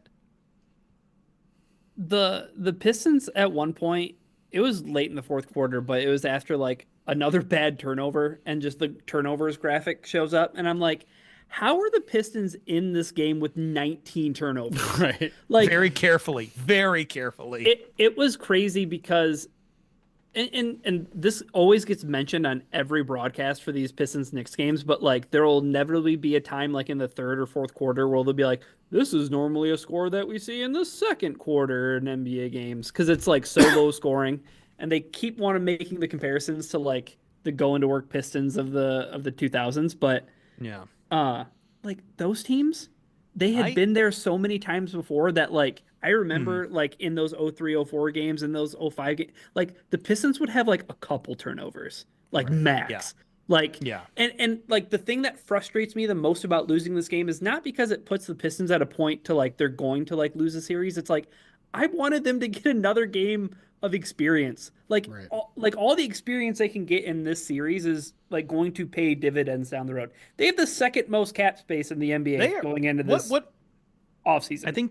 I think to your point, Ryan, like what the Pistons have done most is just show like I'm not ever scared of looking at these raggedy ass Knicks at any point in any later Eastern Conference matchup. Like all the Pistons need is seasoning, stop turning the ball over, and maybe one more piece, and like they feel like they are on a track to like outpace the Knicks very soon. And this is why I guarantee you that if you were to get a earnest answer out of any Celtics player and say like, who would you rather play, the Knicks or the Pistons? I would guarantee that they'd rather play the Knicks. They'd rather play the Knicks. I think the Pistons are so cagey defensively. Nobody wants to play against the Pistons when it comes to their defense. I was going to say too, like that Celtics team is going to spend this entire playoffs living and dying by the three. Like, and then you pair that up against playing a hyper defensive team like the Pistons. Like, yeah, no. They were so good in that third quarter, man. And Malik Beasley finally came to life, and there was a shimmy. Just think if they had Isaiah Stewart for any of this. That's the other part that sucks too, and why I don't want don't hyper focus on Brunson's injury. I get it; he's a huge player for them, but they rarely talk about Isaiah Stewart missing time. Like Paul Reed Doesn't matter. He's not New York. Paul Reed. I mean, technically he is Queens, but Paul Reed is getting NBA playoff minutes. It's insane. It all makes me so sad. I hate it. Right, and it's that sad that you don't want this to end, not sad that oh, this was our year, right? It's like the ending of the 2020. I know you hate making this comparison, but it's like the ending of the 2022 Lions season where it's oh man, we probably weren't going to win a Super Bowl this year. I mean, maybe they would have made a run, but it was in 2022. Yeah, they could have made a run. They could have made a run. I think it's exactly what I said. They were the team that was billed as nobody would want to play the Lions if they got into the playoffs in 2022. Right. Yeah. Not saying that they were going to win or make it to the Super Bowl or anything. It's just man, I don't want to play against those guys. Right, and that's going to be extra tough from a fan point of view. It's I'm upset that I don't get to watch this team anymore. They could have. Yeah. They were special in their own way. It is remarkable how fast this turnaround for Detroit sports has been, and how in lockstep all three Tigers, Pistons, Lions. I almost said Red Wings. Have been in Mm-hmm. just attitude and just. It's the same thing for all of them, right? It grit, and it's not even just kind of a platitude oh, this is the old blue collar thing or whatever. Come on, the Tigers in the 2010s had Justin Verlander and all that shit. That wasn't blue collar. That was the gritty blue collar with a massive gritty in baseball just means we came back a bunch of times. We those some innings Tigers in the ninth. back then were never coming back. The cardiac cats in those games. Yeah. That was just, we're going to spend a bunch of money on Ian Kinsler and Prince Fielder, and God help us, we're just going to try to hit enough hits, and then maybe the bullpen won't fuck it up. The Red Wings are the least grittiest team in the NHL. Right. You hate them so much. Hey, guess what? I hate them so much because Dylan Larkin is out here dragging Steve Yzerman under the bus on locker cleanout day. And guess what, buddy? Steve Yzerman's not out there going in pointless scoring streaks, okay? Maybe chill out. Maybe actually come back after the Four Nations tournament and do something before you want to lay blame at the feet of Steve Yzerman for not doing anything at the trade deadline. I think Dylan Larkin and Steve Yzerman they need better conversation, and they need to be able to talk to each other instead of running the plane into the ground. I think that Steve Yzerman should throw Dylan Larkin from the plane. I was trying to make a rehearsal reference. Okay. I know. They expect one of us in the brackage, brother. Hey, I would rather the plane crash with Dylan Larkin in it. Oh, God. Wow. Please, no one clip that. Wow. I wish I was running the recorder still. I just think it's such a scummy thing for somebody like that to say something like that.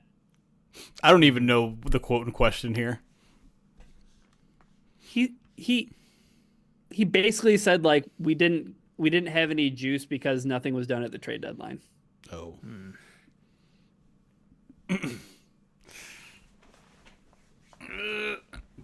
What's the benefit of saying that? I don't know what. I'm sure there are a lot of fans who are well, he's telling the truth. And it's that's not really the point. You don't go in public and trash your boss. Doesn't do you any good. Doesn't do anyone any good. Especially in a hidebound sport like hockey. What's this going to do? Get you traded or something? And it's also, it wasn't just him, because this is the exact quote. We didn't gain any momentum from the trade deadline. Guys were kind of down about that. So it's you're not just stamping it on yourself. You're saying that the whole group wasn't vibing with what Yzerman was doing at the trade deadline. Well, now your statement that that's not a gritty locker room I'm with you. Like, what is that? How about you take that as we trust the guys in the room? Let's go prove them right. Yeah, thank you. Woof. That's terrible. And that's the captain of your hockey team. That's the leader. That's the guy that you made like the dude on your team. That's why. Well, I'm glad it's not a real sport. Oh gosh. Look at this. Look at this guy. Who's that? Probably I don't know. Not Malcolm Rodriguez, but he's Zach Horton. Now he's a Lion. Oh, nice. Good stash. It's a great stash. Indiana's Zach Horton. I don't know what position he plays. 44, I'm going to assume linebacker, but... Nope, tight end. He's a tight end. He looks like a tight end. Also, just to finish my take. Sorry. No, you guys are fine. I'm being an idiot. But I just want to make it very clear. I don't think Steve Yzerman has done a good job at all. But there was nothing that man was going to do at the NHL trade deadline that was going to get that roster over the hump into the playoffs. All of you people out there. You people? All of you people out there decided what do you to mean, say you people? that the way that the Red Wings season ended last year mirrored the 2022 Detroit Lions. You told yourselves that fairy tale. I saw what happened in the offseason because Yzerman didn't do anything of consequence. Except for take those old records off the shelf. Who recently said they liked Bob Seger? I'm like, oh, that I should. I think it was Dan Campbell. So I was gonna put this in notes and then completely forgot. He did an interview with on Keats and whatever, like Keating and someone else has. I think it's Osgood. Okay. He was on their show. Yeah, he was on their show, and I mean, he didn't say anything of consequence other than like. I think one of the first questions like, "What do you listen to on your way into this building?" He's like, "Yeah, no Metallica, Bob Seger," and I'm like, "Oh, I should send that to Ryan," and then I didn't. Their next question should have been, "Do you have time to sit down and talk to Dylan Larkin?"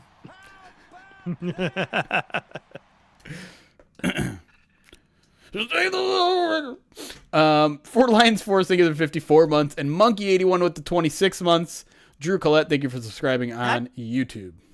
That's what I was thinking. Finally, God, I was trying to think of one last thing from the Pistons game, and it's tangentially related. But Ryan, I don't know if you saw this. I guess there was a little bit of like controversy of like some people really mad that Chauncey Billups was at the Pistons game.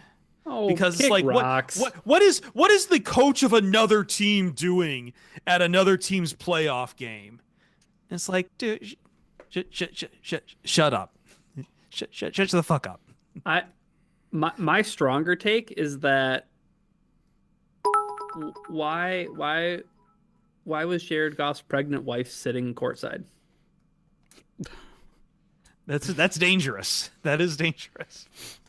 But it's to my larger point that like, why are we so close to the basketball court? We need to move back from the basketball court and give these 6'8" and taller people who are massive and running as fast as possible room.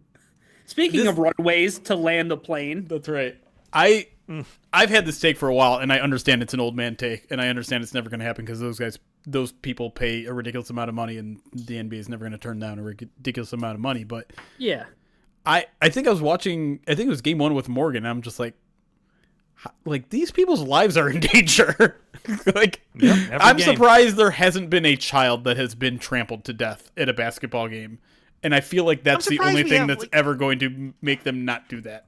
It seems the only people who ever get trampled are like photographers. Yeah. Dennis Rodman. I mean, yeah. Two requirements to sit courtside. One, it's just like at an amusement park. Like you have to be this tall to ride. Yeah. In order to sit in these seats. And the other thing, you're not allowed to have food or beverage. Like I am not waiting longer because your nachos went everywhere or your beer got spilled. Right. Or your Tracy Morgan. Yeah. So poor guy. We were just asking who was throwing up. Yeah, that was Tracy Morgan. Yeah. He was sick. That was legit sick. That's like obviously he didn't intend for that to happen, but Right. like, I still think though at the end of the day, like the front row will be the front row. Like those will still be expensive seats. Like you just need to move them back at least like 5 feet. Yeah. Like when you see people inbounding the ball, Right, and someone could like they could like literally grab his pants and throw him and pull him down while they're sitting. imagine if that would have happened in the playoff game. Right? This is all. This is all. I bet just- some this is all son bleak. of a Falcons coach would have done it. There needs to be a timeline we can go back to and divert, because I blame Spike Lee for all of this. This all goes back to Reggie Miller and Spike Lee. It really does. The pageantry of sitting courtside.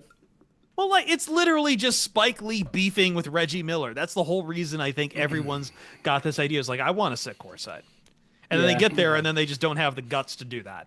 I think that's what ultimately isn't having me so mad is that I know the Knicks are going to eventually implode and they're not going to go anywhere, and Spike Lee's still not going to see a Knicks team win a championship. So it's not the worst thing in the world, but it did piss me off. This is the thing I do not like about the NBA. It's like, because even as I'm sitting here being like, they need the seasoning for next year. It's like, I really hate that even the best case scenario for the Pistons this year is just, we'll win a series. It's so fatalistic on how this stuff works out I think through these series, especially when it comes to being like the East has no shot against the West.